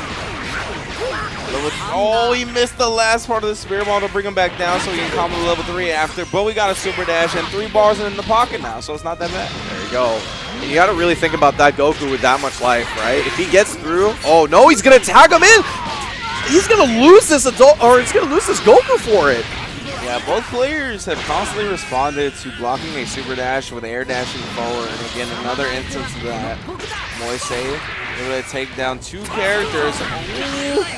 It's blown up, and then he just recovers on the ground into a 5L, not respecting the fact that Rymaru had frame advantage.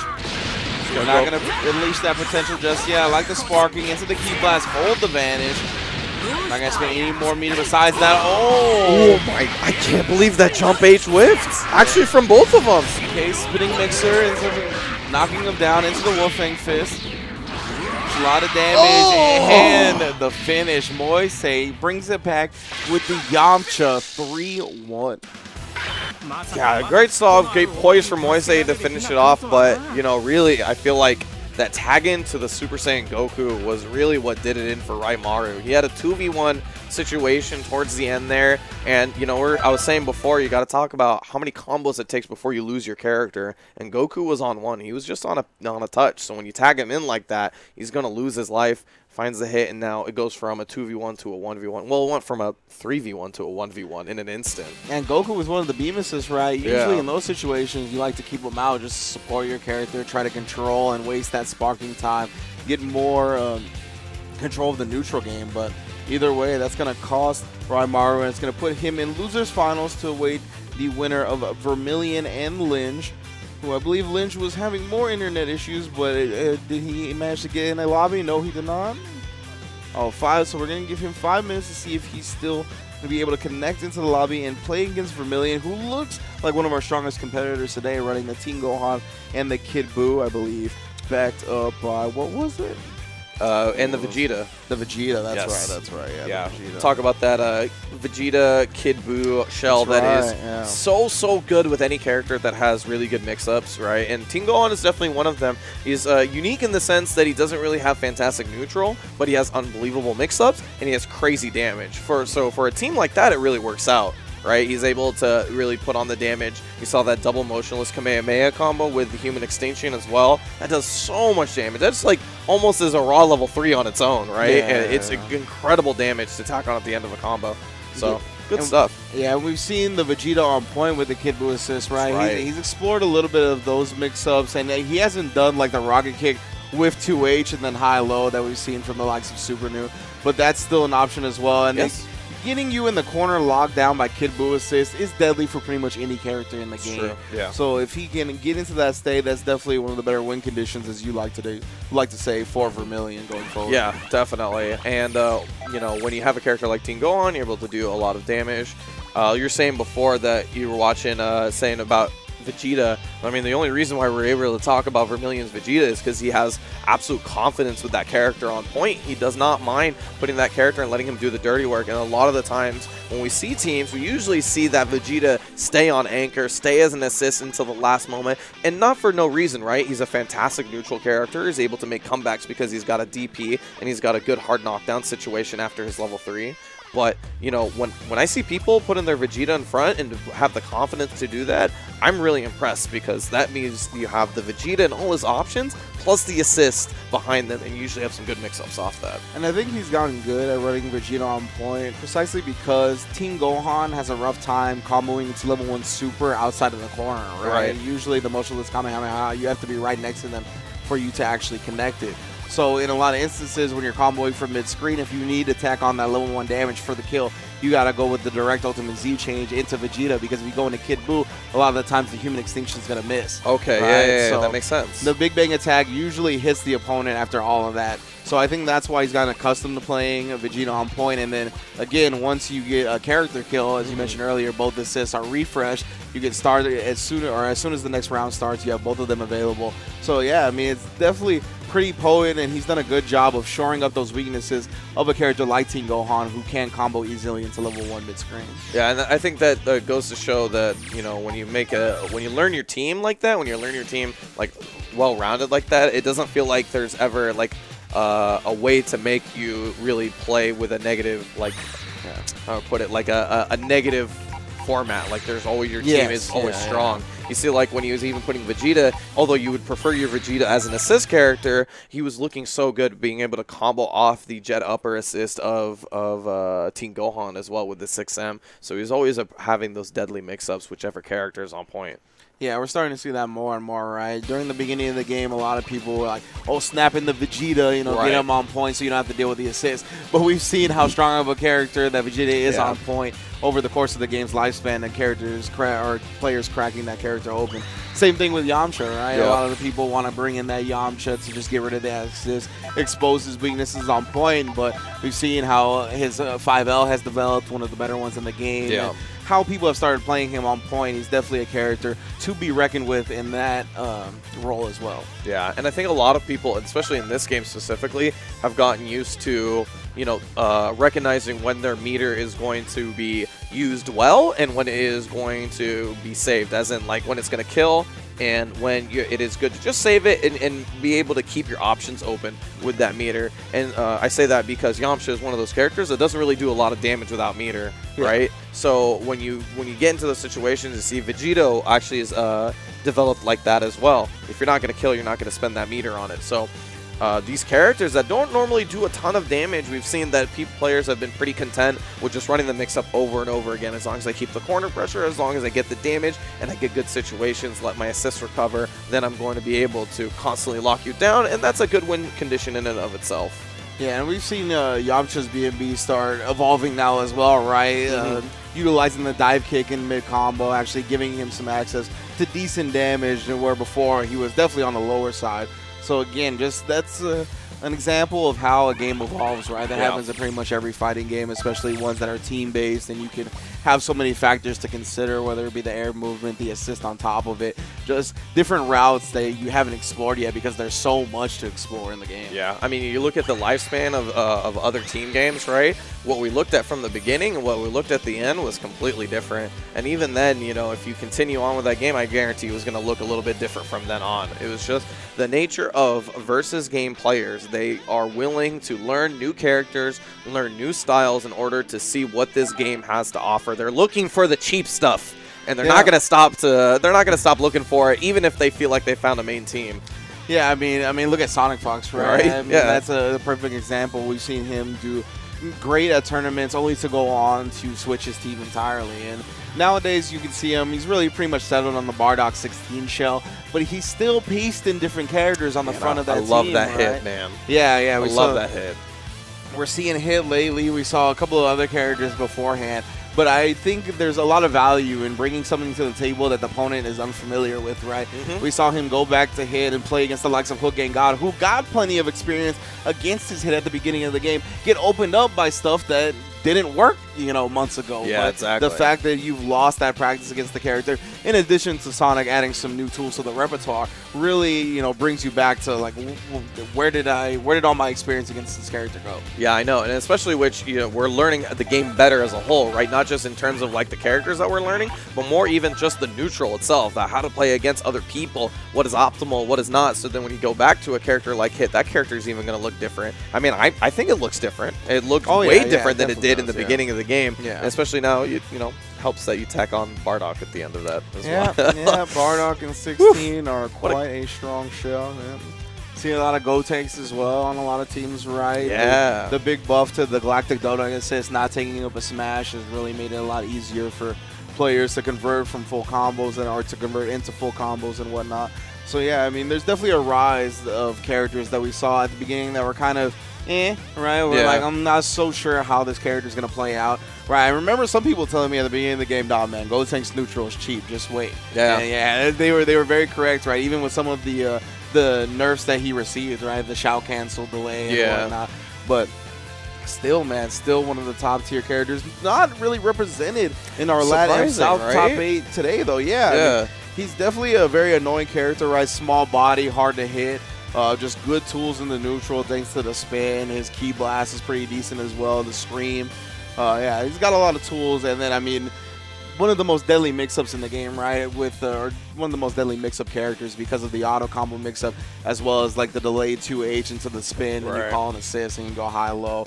I mean, it's so obnoxious, and then you still have to guess at the end for a mix-up. So I'm surprised we're not seeing him represented, but there is plenty of cheap stuff. The adult Gohan is in full force here. That's what I like to see, yeah, baby. Almost every team. We got some Bardocks in the building as well. 16, of course, offering both so much utility on point and as an assist.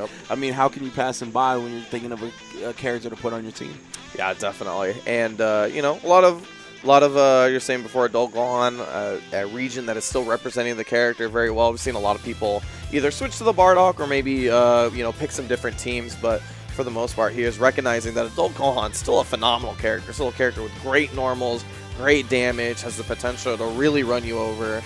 Yeah, all that good stuff. Another thing I wanted to touch on is how we've seen the evolution of DP assists. Yeah, that's true. Because DP assists, people weren't utilizing them that well at the very beginning of the game, but I think Kazunoko, right? We've talked about him a couple of times, but I think he is the perfect guy to watch to learn how to call DP assist in this game. He's done so good at not only utilizing it to get people off of you, but he's great at recognizing when a person is going to be in the air and at the perfect height to block the Gohan assist. So he calls it and makes you block on the ground, right? Because you can end up getting stuck in so much block stun if you block the DP assist in the air that usually he's going to get a mix-up on the ground afterwards. So, yeah, it's quite strong, actually. Yeah, it's really impressive, especially considering that a lot of the times when we think of DP assist or we think of you know, an assist that goes upwards, a lot of the time we think about it as primarily just air control, but the way that he's able to use it to take you all the way to the ground and get a mix-up afterwards, that stuff is super impressive. So, good stuff. We're going to get into this one, Vermillion versus Linj. Yeah, no, it's going to be losers finals. Yeah. Linj, I believe, did not end up making it, so he is out of here. Unfortunate, but again, nature of the online tournament. So this is going to be losers finals. 3 out of 5, once again, Vermillion versus Rymaru. Oh, man, the star, that's what you want to see. Hit him with the brown boost, movement speed increase. And he goes into K.Buu as well. Ooh, safe jump setup right there. Tries for the 2H after. That was a little ambitious. He covered the DP with the Goku assist. Only the second hit of the 5-0 right there. So he didn't actually have to block low. No assist ready after the legs. I think Vermillion was looking for the assist. That's why he went reflect. Smacks him in the dome piece. Oh, just comes down with a big jump. Age has plenty of meter to do this. Oh, block boy JB side switching on him. A couple level 1s. Just to make sure. Let's act at that motion. Oh, man. I'm going to let that one That's go. all right. It's all right. No big fun. I'm going to let that adult Gohan go. See you later. Vermillion keeping the momentum up, man. It's been so impressive. Double axe handle as he lands. But doesn't actually end up completing the combo. Chases him in the sky anyway. No smash knockdown, though. Whips the Kamehameha. Tries the 2H, but it was a little bit too late. Ah! Okay. Oh my goodness, we're whipping again to the confirm. All right, that was good. Vermillion with the jab into the 2H.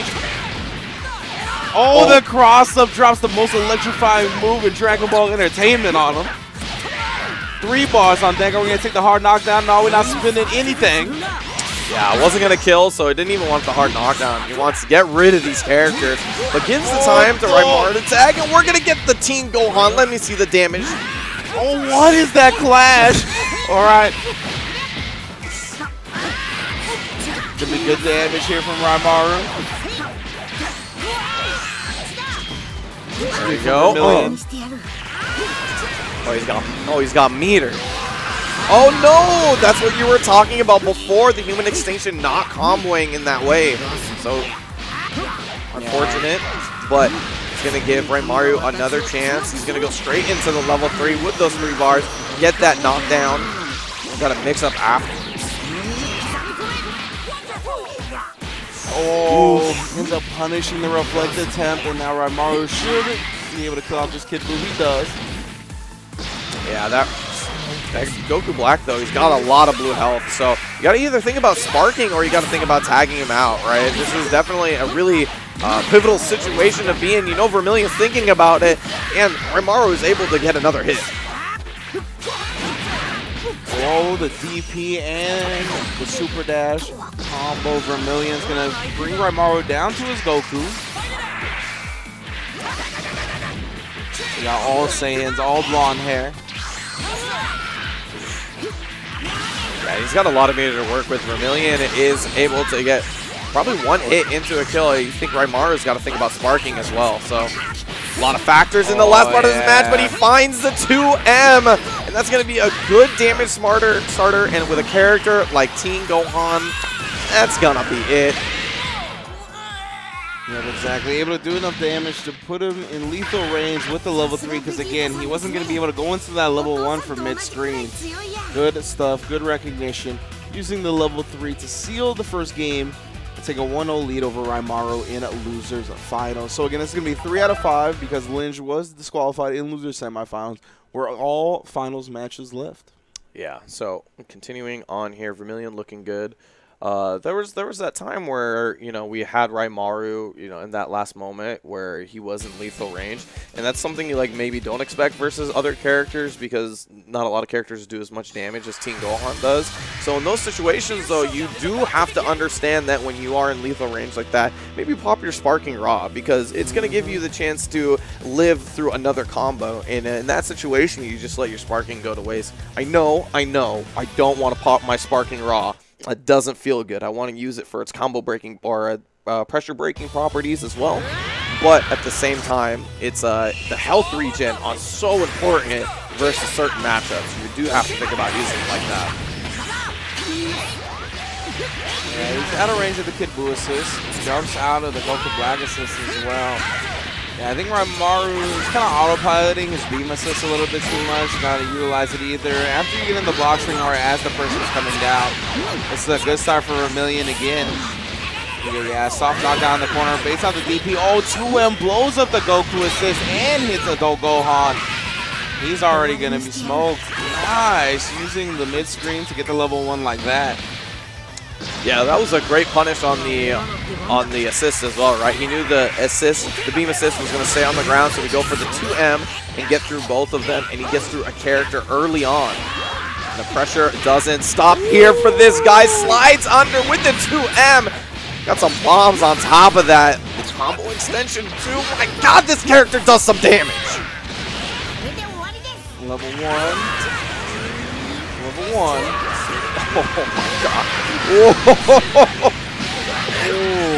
He knew that wasn't going to kill. He just wanted to make a big red bar. Yeah, Rymaru just goes with down tech 2H anyway. Goes into Goku Black, now trying to preserve some of that blue life. Covers the up tech and catches them blocking. Yeah, good turnaround.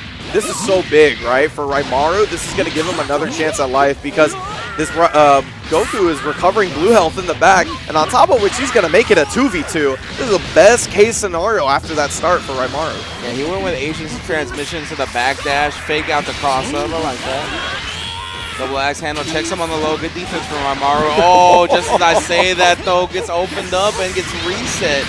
Didn't even combo out the K.Buu assist. This dude T.Gohan is something else. Oh my god, he broke his ankles, the cross-ups. Trying to get up, pressing buttons with the long distance 2M, gonna blow that up. Vermillion. 1 bar finish. Excuse me, 2 bar with the vanish. Either way, he's got 2 bars left on him. Talk about that sparking before. He does have 4 bars to work with. Oh no, he finds the 2M. Gotta worry about that sparking too. This is a bad situation to be in. Level 3, are we gonna go run up DP to blow up the sparking? Oh no, Rymaru doesn't do it on the wake up. Just takes a double axe handle. Like we said, the lineage for the Saiyans is strong when it comes to the double axe handle. And that is, you know, another 2 sparkings in a row for Rymaru we haven't been able to see. And, you know, we talked about this earlier in the broadcast as well, as using him in the 2v3 or 2v2 situations in order to make sure that not only do you have a more open way to get to your opponent, but more so it's a lot safer to use in those situations. All right, this he goes into the tag with Vegeta now. Oh, tries for the meaty 2L, but Rymaru gonna wake up with the DP. Still not out of the corner, gets counter hit as they both land. This person runs a little bit too late. Yeah, no meter spin here. Let's go into the mix-up. Nice wake-up reflect. Gets rid of the K.Buu assist, and now he's going to bring in Goku. Oh, all right. That's going to work out. That's definitely going to be a reset that works out. Yeah, it's going to take him coast to coast. Oh, just a raw attack back into K.Buu. Doesn't follow it up with anything. Oh, the candy beam going to clash. It's been a while since I've seen Beam Wars, and he finds the low on the way down. Instead of use the cross-up in order to take him closer to the corner. Rock boy K.Buu switching sides. Maybe didn't expect that he had a little bit of room in the corner, so unfortunately put himself there. Was able to get the hit afterwards. Auto combo to make it nice and simple, and he doesn't even need to spend meter.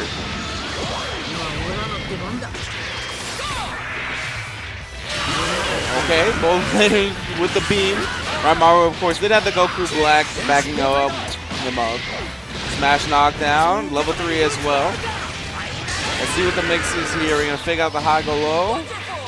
Oh, double jump. Delayed double jump like that, trying to beat something out. doesn't work out because Rymaru now takes the corner positioning. Oh my god, I thought he was going to come block that. Definitely looked like he was going to be able to. No scouting on the raw tag, just goes with the H Mystic Ball. Yeah, it gives it smash property, easier to combo. Nice. Doesn't actually whip punish the reflect. I thought he was going to be able to after the second one. Yeah, he's been doing well to deal with that K.Buu gumball, but he hasn't been able to do anything afterwards. T.Gohan is able to cover him after the tech. Bring Vegeta back in. No assist available here, so he just goes with the meaty pressure, but the Vanish is able to squeeze out. Oh, the late God Slicer cancel too blows him up. Not what he expected. And that might be it for Vegeta. Yeah, that was good recognition that the Goku assist hit, so he just goes directly into the 2H.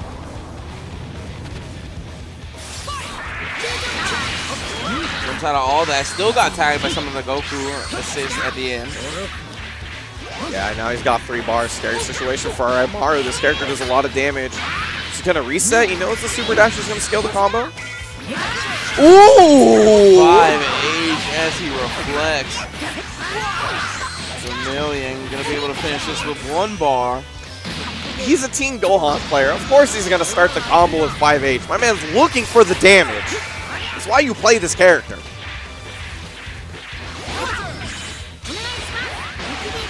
There you go. We got a raw power from Rymaru. That's what I'd like to see, is a very similar situation to Game 1.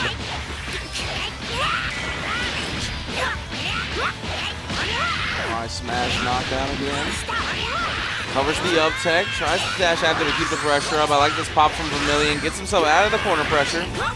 Oh no, doesn't respect the momentum that's lost, but the 2M is there. Yeah, it goes from a 2L starter to a 2M. So we got 5 bars on pump it, baby! All the way through. Ah, there you go. What a way to burn through the sparking. It's 5 bars to finish it off. Vermillion 3-0. Going to move on into Grand Finals. Yeah, and Rymaru looks pretty solid, but Vermillion's definitely been the player that's impressed me the most since the top 8, right? Even though he started in the lower bracket, I'm not sure who he actually fell to in the winner's side. That was before our top 8. Yeah. So he's going to be now bringing his skills up against Moise, who is in a winner's side Grand Finals. Yeah, super impressive, right? He's been able to keep the pressure up. I was talking before, he started that combo with 5H on the Reflect Whiff, and that's just because this guy knows that when he needs to do damage, he's going to go for the most optimal combo, right? So a lot of the times like that, you really think about it as a Tien.Gohan player, you are looking for the damage. So a lot of those stuff like that has been really impressive from Vermillion. He's been able to really use the smallness, I guess, from Tien.Gohan very well, sliding under a bunch of things, starting his combos with 2M. And it's just looked great overall. All of his characters have looked great. He's been the character or the guy to watch.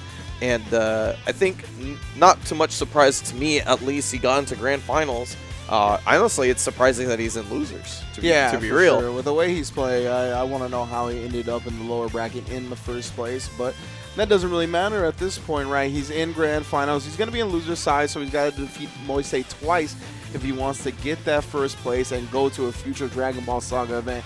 Again, to give you an update in terms of the schedule for the Dragon Ball FighterZ World Tour, we got the Japan event, the Dragon Ball 6 Saga, coming up next week, November 24th, and the 7th Dragon Ball Saga. The final Saga event will be in Australia on December 15th and 16th.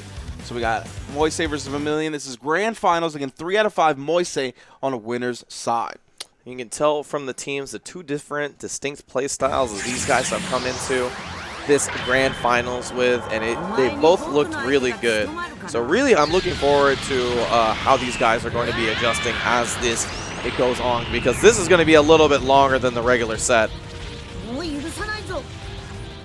God, this Tien.Gohan powered up, ready to go.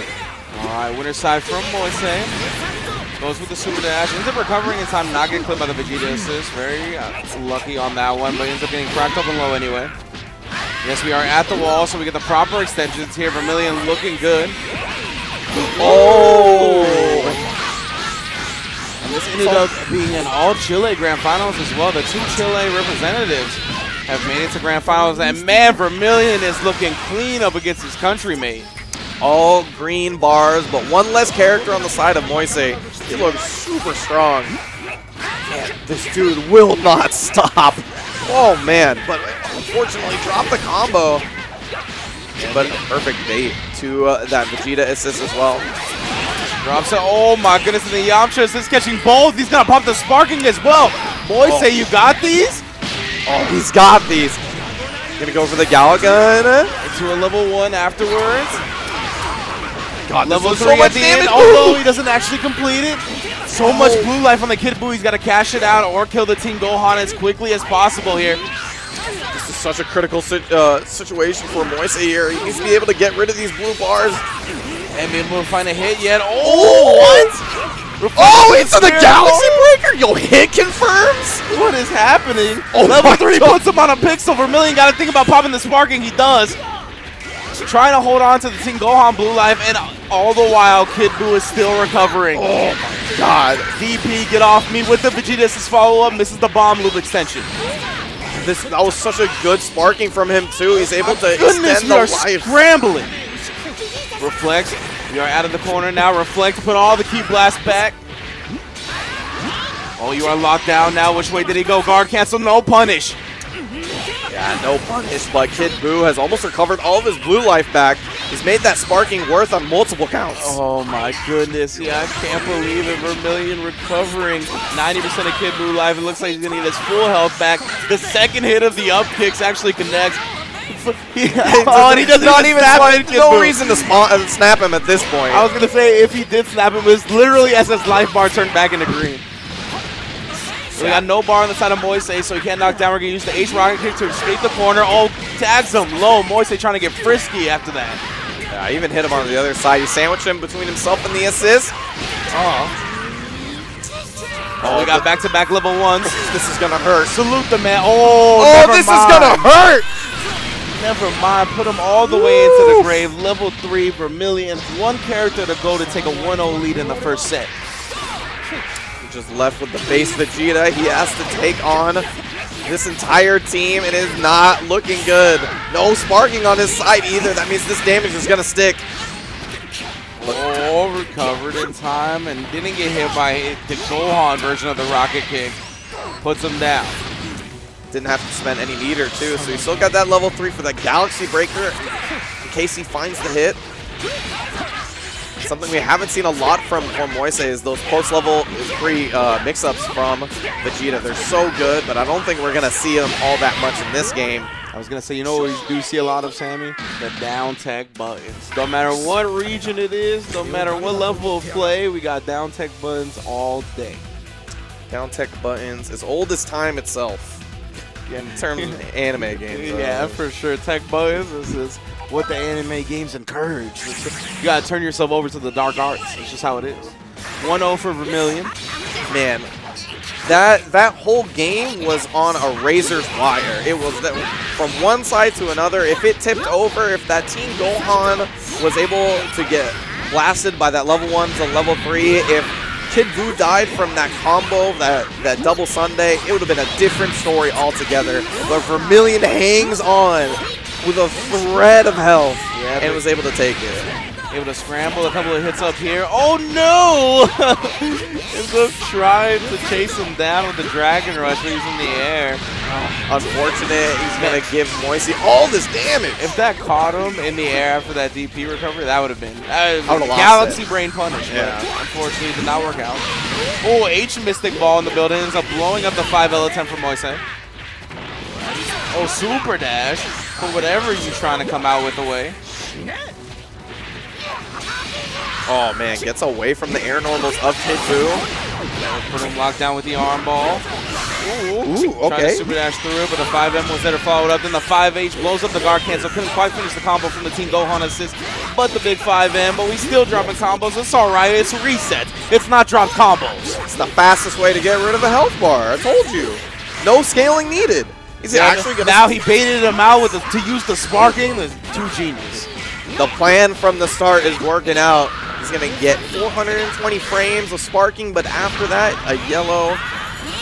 Yeah, that's big facts. That's no meme. That's legit how long it lasts. Yeah, 720 frames. Oof. Oh, no punish. when he gets tagged by the last instantly, Yamcha escapes with the H rocket kick. You were scrambling. I saw the starter with the 2H. You thought. Oh my god, the amount of yellow hair on the screen. You gotta go mid. That's why we got Mystic on the side. You didn't need to turn over to that. I'm gonna do it my own way. Moise finds a hit once again. He needs to be able to capitalize off it. He's going to spend 3 bars. Let's invest in this hard knockdown. Man, the wake-up sparking. Finally, we're seeing a lot of level 1 sparkings from these guys. That's a lot of respect from the both of them. Oh, and he keeps the pressure up after finding the hit in the air. Flashing torture on the side of Vermillion. That means it's all done for the sparkings in this match. Oh, yeah, but he got caught getting frisky right there, though. Tried to chase down the base Vegeta after blocking the super dash. Did not respect the Yamcha. K.Buu follow up a little bit too far to actually make him block. Ooh, combos off the blow up of the guard cancel. There you go, only 1 bar, so he's not going to spend anything there. It's not going to kill. Oh, not checking his legs as he lands. Again, just the pace that Vermillion pushes, catches Moise off guard. H knees. And he tried to pick him up. He was a little bit too far for that. Yamcha's just long distance. Yeah, and he was able to combo off it really well. It goes dash up 2L, knows that's exactly what he needed. Tried to blow up that reflect, but doesn't on that one. Good read from Vermillion. Gives this K.Buu some room. Also, he's got 5 bars, too. This is a scary situation for Moise here, especially with that low of health on this Vegeta. Oh my god, another air Dragon Rush? Okay. Yeah, it's like he was holding up back while the Dragon Rush was coming, so he still tried to tag it. Oh, against the auto extension. Yeah. Say it with your chest into the level 3. Yeah, and this is twofold, right? This is not only the hard knockdown, but he's able to tag out the K.Buu, who's super low on life, and use him more of an assist than he is. On point with the double axe handles. I know you're not a Saiyan. You're going to eat him one way or another. Level 3 again. Good stuff from Vermillion. Again, didn't go with the mid-screen route that allows him to get to the level 1 by himself. And he didn't want to spin Vanish on it either. Just goes with the level 3. Yeah, nice and simple. Let's just think about this last character coming up. Just the Vegeta. But a great 5L from Moise. Recognized that the jump normal was not going to turn around, so it didn't make him block. Oh, both characters! K.Buu does get out after the Vanish. Do not keep comboing the assist character after that. T.Gohan living on a prayer as well. Tried for the H rocket kick. The blessed super dash actually makes no connection. Oh. 2 H's him as he tries to bring the Ki blast down. And that's a pixel of health left. He's going to keep both these characters. Oh, he actually blocked the K.Buu assist a little bit too far for the 2L. H rocket kick from Tien.Gohan now gets him out of dodge. Oh! Blessed indeed finds the hit. And that's going to be just the K.Buu left. He finds the hit, and with that much life left, Moise was able to make the comeback. We're all tied up. Oh man, scrambling into the game, and Moise takes it 1-1 here in our grand finals. Again, it's going to be 3 out of 5. Moise already in winners. I love Vegeta's win. Vegeta's so good. Vegeta's win, even from the beginning of the game with base Vegeta, or I was going to say base Vegeta, but we actually have base Vegeta now. I mean Super Saiyan Vegeta in the game, talking about you can't predict Super Saiyans with your logic. Clean up this garbage. He did indeed. 1v2 comeback from Moise is able to tie it up 1-1. Vermillion is finally going to have to be the one who comes up with an answer. Has been running through the competition up until now. Moise finally providing some resistance. Dragon Rush actually going to bring back in the Gohan. Boy! Oh. Yo, raw legs into cancel legs? Okay. I like how you think. I like that, able to cover the tech situation, going to force him into a guard cancel. Still just have to block in this corner now. Trying to buy time. The Vegeta assist is back. Reflects, but he still just applies the pressure. Moise opened up once more. So much meter on the side of Vermillion as well. Drops the extension. Great. Oh. What a great Yamcha call. Off the 2H block, he's just going to keep himself safe. He even give him the side switch. Yo, flex on him, Galaxy Breaker. So we have side switch available here because of the OTG. Ooh, just wakes up with the sparking. Didn't want to deal with that mix-up. Looking to drop the elbow. Nice. Applying next. Ooh, Vegeta exclusive, or excuse me, Sparking exclusive Vegeta pressure. 7 bars. 2 should do it. Oh, 3 instead. Yeah, I'm not sure how the Human Extinction would fare after the Big Bang attack, like if he's going to come out next to him or not. So, one way or another, let's make it nice and simple, right? Don't think about it too much. Yeah. So allow him to keep the Vegeta on point as well. Ooh, nice. One of the better things about Vegeta on point, right? Those angled T-blasts in the sky. Akuma-esque. Let's bring him down. Oh, tried to reset with that 2M. We've seen that a lot from Vermillion, right? If they down tech into the 2M, a lot of them have been able to get clipped. Moise knows better. Oh, that jet upper. Gonna tag immediately into the Tien-Gohan. He's recognized that this is the problem child. He's gonna try to get away with it. Nice combo here. He's gonna build the 3 bars. This is gonna be close. Oh, and sparking though, this might be it. Oof. Puts him on a chunk. Oh, and he wakes up with the DP. What it is, doesn't actually combo off with a Vegeta assist. Ends up getting smoked by Yamcha on the floor. Definition of assist. He's able to clean it up for the homie. We are down 2-2 on the character count. Tries to make him talk to the hand. 2 H's on 2 H's. Now we're going to super dash through your Ki Blast. Already used your super dash, though, man, to get through the Ki Blast, so no follow-up. I believe Yamcha wasn't ready either. Flipped out of the startup of that 2H. Oh, man. Jet upper. We don't care if we don't have an assist to cover us.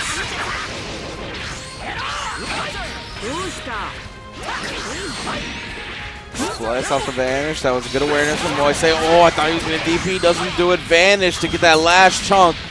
Vermillion takes down the Gohan. See if Moise can make something happen with the Yamcha. Both players just jump at each other to start it off. Nobody committing to anything after that, though. Guard cancel. That's big punishable. Yeah, just going to let the K.Buu get some couple hits before he finishes it off with the Vegeta. Just going to let him tech out of the air, though. That's not going to kill anyway, so let's just find the neutral afterwards one more time. Whoa. Going to go into the level 3 with the K.Buu. Ooh, and then the Dragon Rush afterwards. Level 3 in the Dragon Rush. The super new special. 1 bar should be able to do it. It does. Say it with your chest, Vermillion. 1 game away from resetting the bracket. Yeah, Vermillion, that was pretty scrambly, but a little bit more controlled by Vermillion. It felt like once he got the lead, he was able to continue on with it.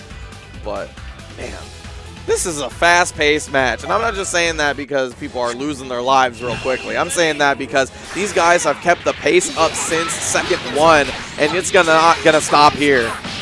Yeah, but see, Vermillion recognizing that he used the super dash to start that combo, so he just brings in K.Buu to actually get the smash knockdown. Great Yamcha assist. Keeps this K.Buu locked down on the floor, helping out this adult Gohan. Ooh, the big jump in and a great confirm afterwards. Moise gonna get in the combo and potential unleash. Oh my god, these Yamcha calls! Oh man, Moise is making it so difficult for Vermillion to get his momentum started here. There you go, finally. He's gonna let that K.Buu recover some blue life. Late Vanish, wasn't able to be read by Moise. Ooh,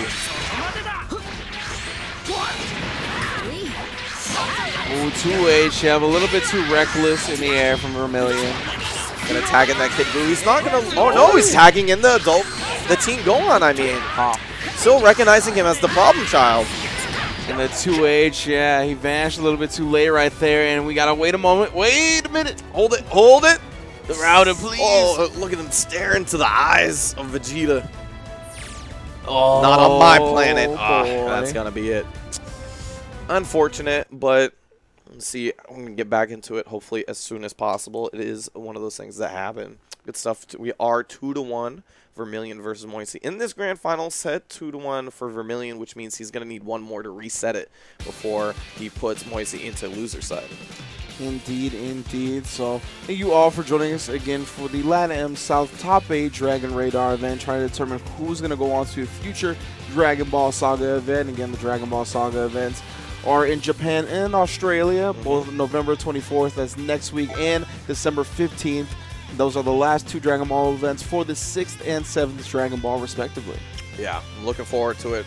Definitely some hot action coming up for you guys in this Dragon Ball World Tour, especially considering that these guys are going to be, or guys in general are going to be looking for those last spots that we have left before the LCQ.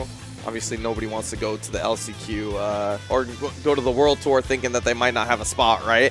LCQ is going to be rough. A lot of hopefuls going to be there, so guys are going to try to secure their Dragon Ball before we get to that. It's going to be a good tournament either way. Obviously, Japan has had one of the most thriving scenes in Dragon Ball Fighters, and Australia being in a little bit of the middle between Japan and the US means that's probably going to be a battlegrounds for what the final Dragon Ball is going to be. Yeah, I believe a couple of Americans are going out to Japan next week as well for some events. I can't wait to see how they perform, right? So it's going to be great tournaments going forward for Dragon Ball Fighters, of course, all rounding out with that Dragon Ball Fighter World Tour Finals coming up next year. And even if you are the LCQ qualifier, right, you're still at a disadvantage because you don't got a Dragon Ball. Yeah. You don't got a tangible Dragon Ball. I guess I mean 2 LCQ qualifiers. You're saying Casanova going to roll up with 2. Yeah. So, man, that sucks. It's like, you win a tournament, you're going to win one of the most stacked tournaments of the year, right? LCQ? One of the LCQs? That's going to be so rough. And then you don't even come out with a Dragon Ball? Why don't you ask Kazunoko for one, right? Like, you gotta beat him in the tournament. You don't need to. You got to beat him in the tournament. Listen, if you want a Dragon Ball. having one and having 7, those are the ones that matter. Having 2, what is that? Nothing's going to do nothing for you. All right, so it is going to be a result of that lost connection is going to result in a reset now. So we're all on lower bracket side. Moise and Vermillion is going to be 0-0. First to 3. No funny business left. And he's going to extend with the K.Buu assist. Been on point with that all day. On top of that, the Vegeta. 3 bars will get the job there in here. 1, and 1. Damage. 2-touch city. Vermillion puts a Gohan away. Spent a lot of meter for it too, but Vermillion now in the driver's seat. Able to find the hit. He's got the 3 bars to see if he can spend on the Galaxy Breaker. No, not quite. He's just going to go for the mix-up afterwards. Use that side switch K.Buu is so good at. Puts himself in an advantageous situation. The jump back. Axe handles. Time and time again. Oh, yeah, and he just covers the up tech with the jump light. Oh, Galaxy Breaker. Yo, just flex on him. Get him out of here. Make him join Nappa.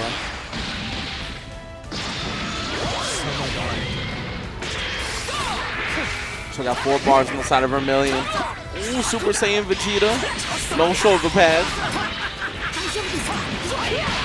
Oh, man. The up kick stole. He was ready for the super dash. Knew Vermillion was going to want to get back in his face as quickly as possible.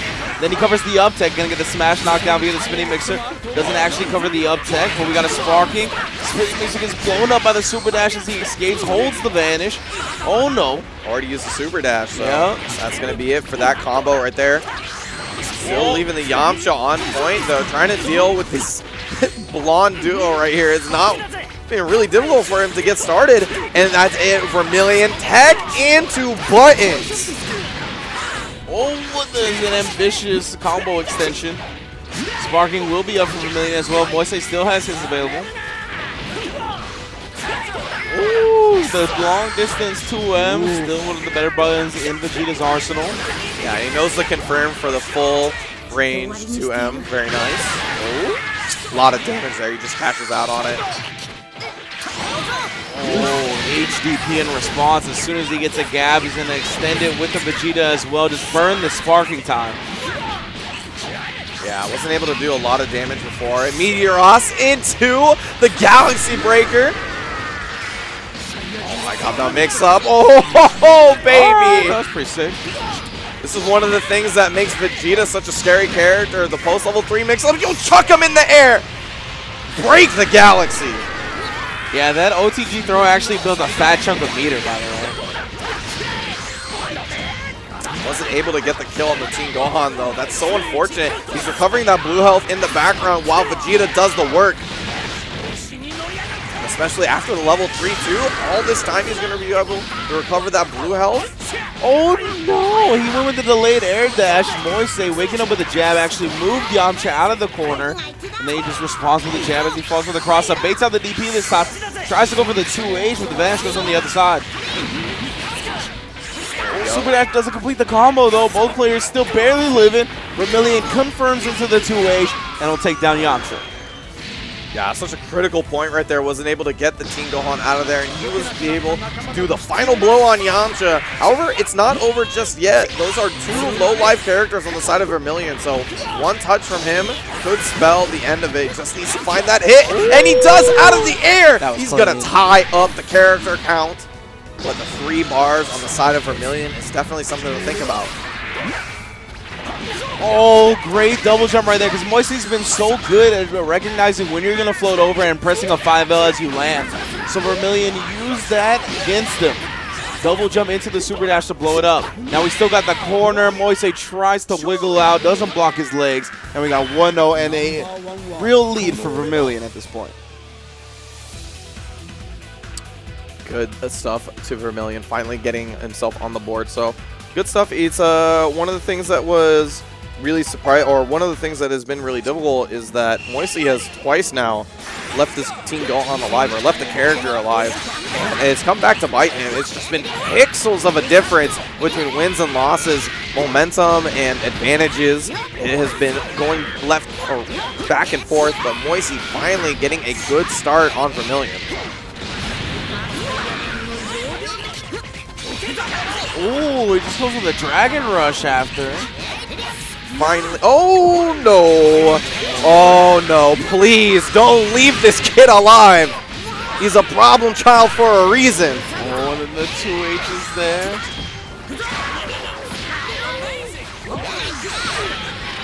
Wow. All right. Just goes with the legs of his own. Show the adult how the team gets down. There you go. Triple bomb. That is the damage of a youth right there. Oh my goodness, the super dash has a mind of its own, but either way he's going to be in the mix-up. Actually mistimed the K.Buu assist call, so he just used it during the duration of the Tatsuki.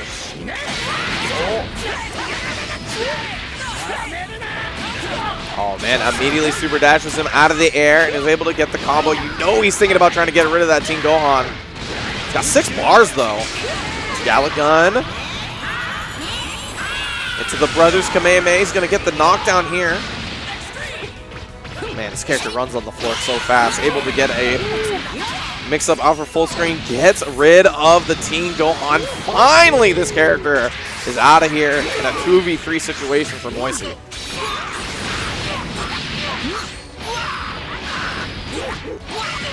you go. Good hit. Vermillion's going to try to tie it up. He does have a little bit of meter. He doesn't have another meter to follow it up with, though, so Moise is going to pop his sparking, trying to stay alive. Holds it and combos off the Yamcha assist. Well done.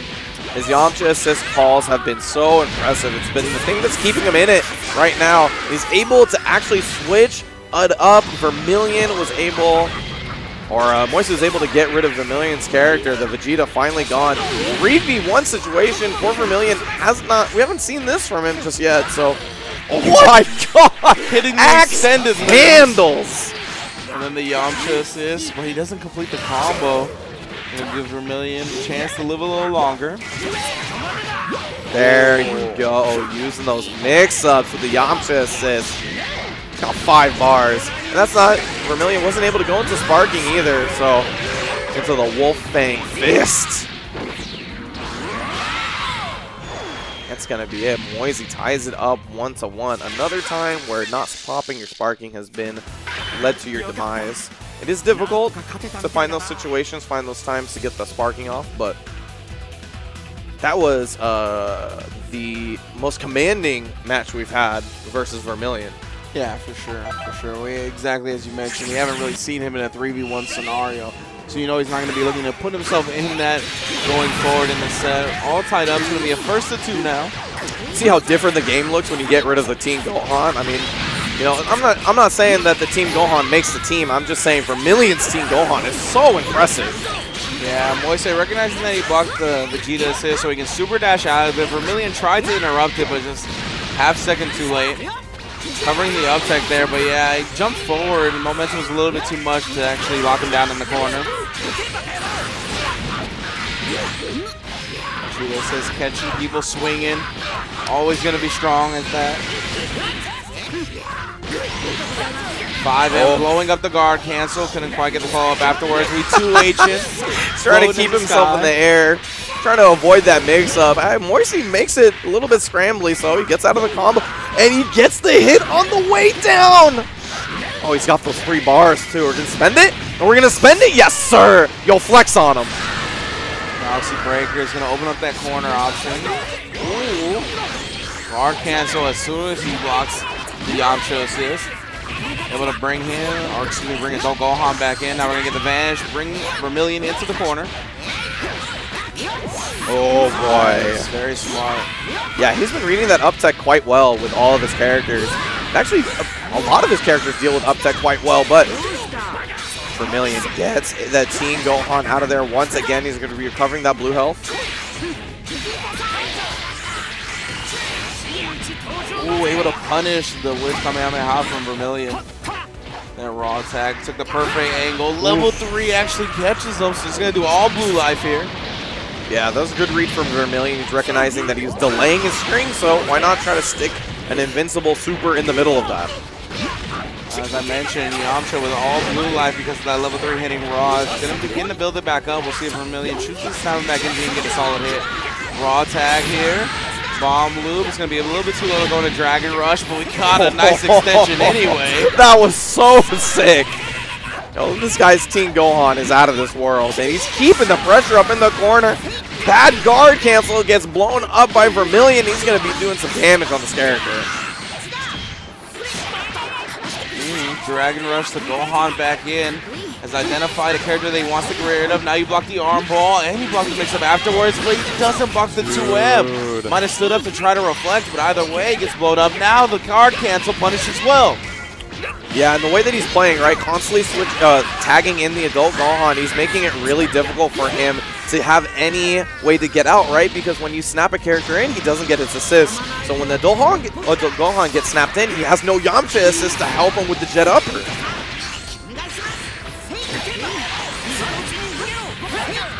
Oh, 2H connecting for Vermillion.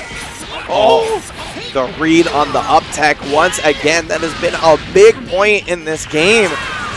Motionless Kamehameha, human extinction, a big bang on top of that. Look at the damage. Switch it up. Vermillion turns it on a dime. A 1v3 for Moise now. He does have the sparking, however, and some meter to work with. And I don't think he's going to be able to use it. Yeah, that's plenty of meter here. Gonna pop the sparking as well for a little bit more meter gain and damage. 3 level 1s will do the job. He might level 3 just to show though. Yeah. Just to show it off. 2-1 Vermillion. He is on tournament point now. Yeah, looking so good right now. And, you know, like I was saying before, the T.Gohan on this guy is so impressive that it really means life or death for this guy. And so you see a lot of targeting from Moise now, but you also have seen the favor returned, right? A lot of targeting on the adult Gohan as well. He's recognized the damage dealer on the team, the problem on his opponent's side, and so he's going to be able to try to deal with it. But Moise finds the first hit here. He's going to keep the combo nice and simple. Oh, Destructo just saves the day. Yeah, blew up the raw attack attempt, but Vermillion does get the K.Buu back in there. Raw attacked into Vegeta early. I'm not sure if it was just a missed input or what, but either way, back to one of the more dominant point characters. Wow, the jump L right there. Surprising horizontal range on that. There you go. Good read on the up tech. Brings him back down for the mix-up, and Moise looking good once again. He's got 4 bars to work with. He's going to spend it. Yes, sir. Galaxy Breaker. He's going to do a lot of damage, but mainly the mix-up situation afterwards is so hard to deal with. Double axe handle to the face. Vermillion not protecting his dome. K.Buu already out of there. Let's see what this Vegeta can do. Yeah, he's been a super dash and getting the initial hit, so he brings in T.Gohan. Wow, just waking up with the 5L. Moise showing no fear. Yeah, I felt like Vermillion messed that setup up. Oh, man. That super dash. Yeah, I thought he was going to be able to 2H it. Vanishes the rocket kick. Moise not able to punish in time. Man, I feel like if this guy has T.Gohan still alive on his team, he's always got a chance. This looks so good. The pressure, the pace that he's able to keep up with this team. Yeah, he seems like he really wants to make Moise fight without the assist. Stays with the snapping in on the Gohan. But either way, finds the hit now. He's going to have both assists available at the end of this. Potential unleashed. Wow, raw sparking. I really like that. They down tech 3L. Ends up getting the hit and the pressure. Yeah, I don't think he's been able to do enough damage. That's a big blue bar on the side of Team Gohan, which means that the health recovery is going to be a little bit faster than normal. Confirm? Yes, sir. No, not afterwards, though. And a level 1 sparking from Moise, too. A lot of respect. Wants to keep this 3v2. Make some blocks, brings it to the ground with the Team Gohan assist as well. Able to get out. Oh, but the 2H's there. He spent a little bit too much time in the sky. Oh, what a block. Assist, yeah. That was so impressive. Using that jump 2H to halt his momentum and then calling the Vegeta or the Yamcha assist to help him out right there. Vermillion finds the hit. Tag into the Vegeta. Interesting. But he wants to finish it quickly, doesn't want to bust with that combo. Meteoros doesn't work out. Oh, the trade and the response immediately from Moise. Presses the button first. That's 3 bars. That's going to be a Gallic gun into the Spirit Ball. Yes, sir. Put him in the dirt. But the Team Gohan, man, he's still here. Even if he doesn't have sparking, he's got damage on his side. Oh! The guard cancel ends up getting blown up by the Wolfang Fist. Yeah, and specifically the one character guard cancel too. He was ready for it. Wasn't able to confirm out of the air, but he still does have 3 bars. Tags that Vegeta, and he's just, oh, if he started with the bomb, but wasn't able to convert it entirely, Moise is going to be able to go up or tie it up 2-2. And this is going to be going to the wire. Yeah, we're going to the last game here in our grand finals. Moise able to bring it back and tie the setup 2-2. Again, Vermillion coming from the lower bracket side has already reset. We got one more game to go to find out who is our Latam South champion and who will go on to a future Dragon Ball Saga event. Let's get into it. This is exactly what I wanted to see from a finals. I wanted to see Vermillion finally challenged. I wanted Moise to step up a bit, and I got both of those. Final game from these two. Oh, the backdash does get cleared by the Yamcha assist, but not for too much damage. Wasn't ready with the follow-up.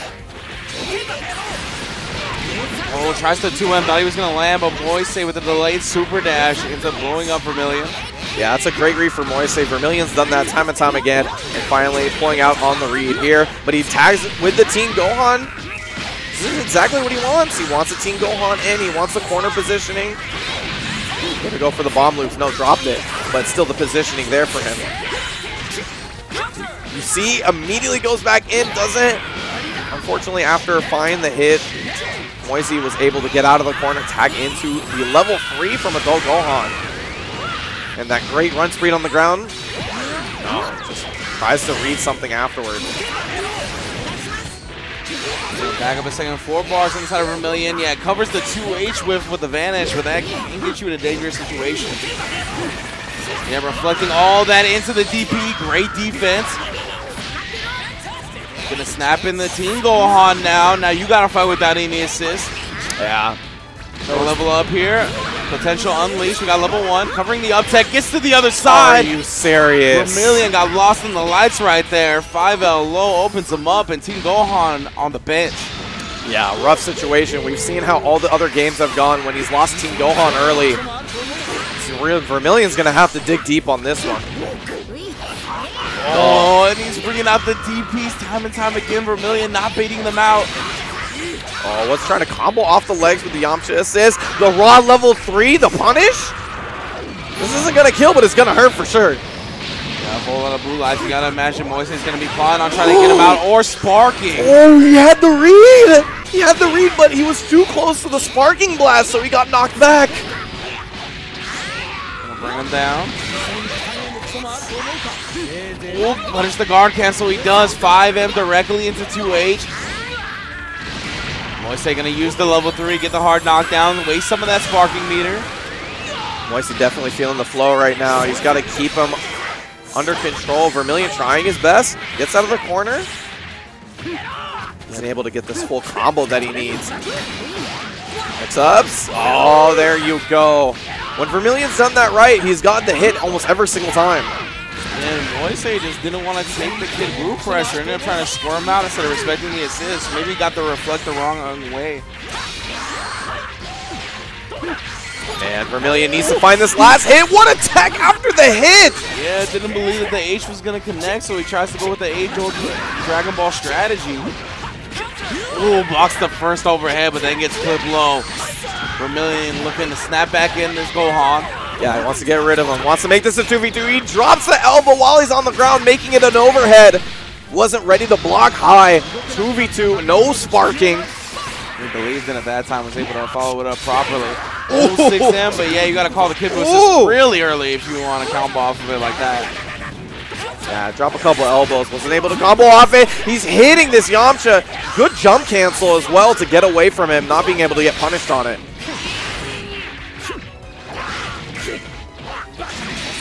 Yeah, of course, without sparking, only able to jump cancel, you're almost on hit. Spin his super dash, where he just goes knees. To the level 3, Wolfang Fist. It's gonna get close. It's gonna get close! Oh, just a pixel of health. Oh, he tried to 2H after a hard read attempt from Vermillion, ends up getting blown up by the cross-up. Oh, man. If you're Vermillion, if you want any character left, I guess you want it to be the Vegeta. What a great comeback character to have, and he's got a lot of health to go through. I'll take buttons. Oh! 2L puts a stop to that pressure for a second. The jump H. Can't get anything off of it. Oh, super dash is getting stuffed by the jump L. Yeah, that light button putting it in work right now for Yamcha. Dropping down to the double digits on the timer count. Vermillion doesn't have a lot to work with. Oh no, he's trying to press buttons. The slashes were meaty, and it's going to be Moise. Let him take it. The South Latam Dragon Radar event online is going to be for him. He's going to be able to go to a Saga event of his choosing. He's going to be representing the region. Good stuff to him. Looked good. Took down the most momentous player in the entire bracket. And really looked like he wasn't going to get stopped, but found his groove in the last second.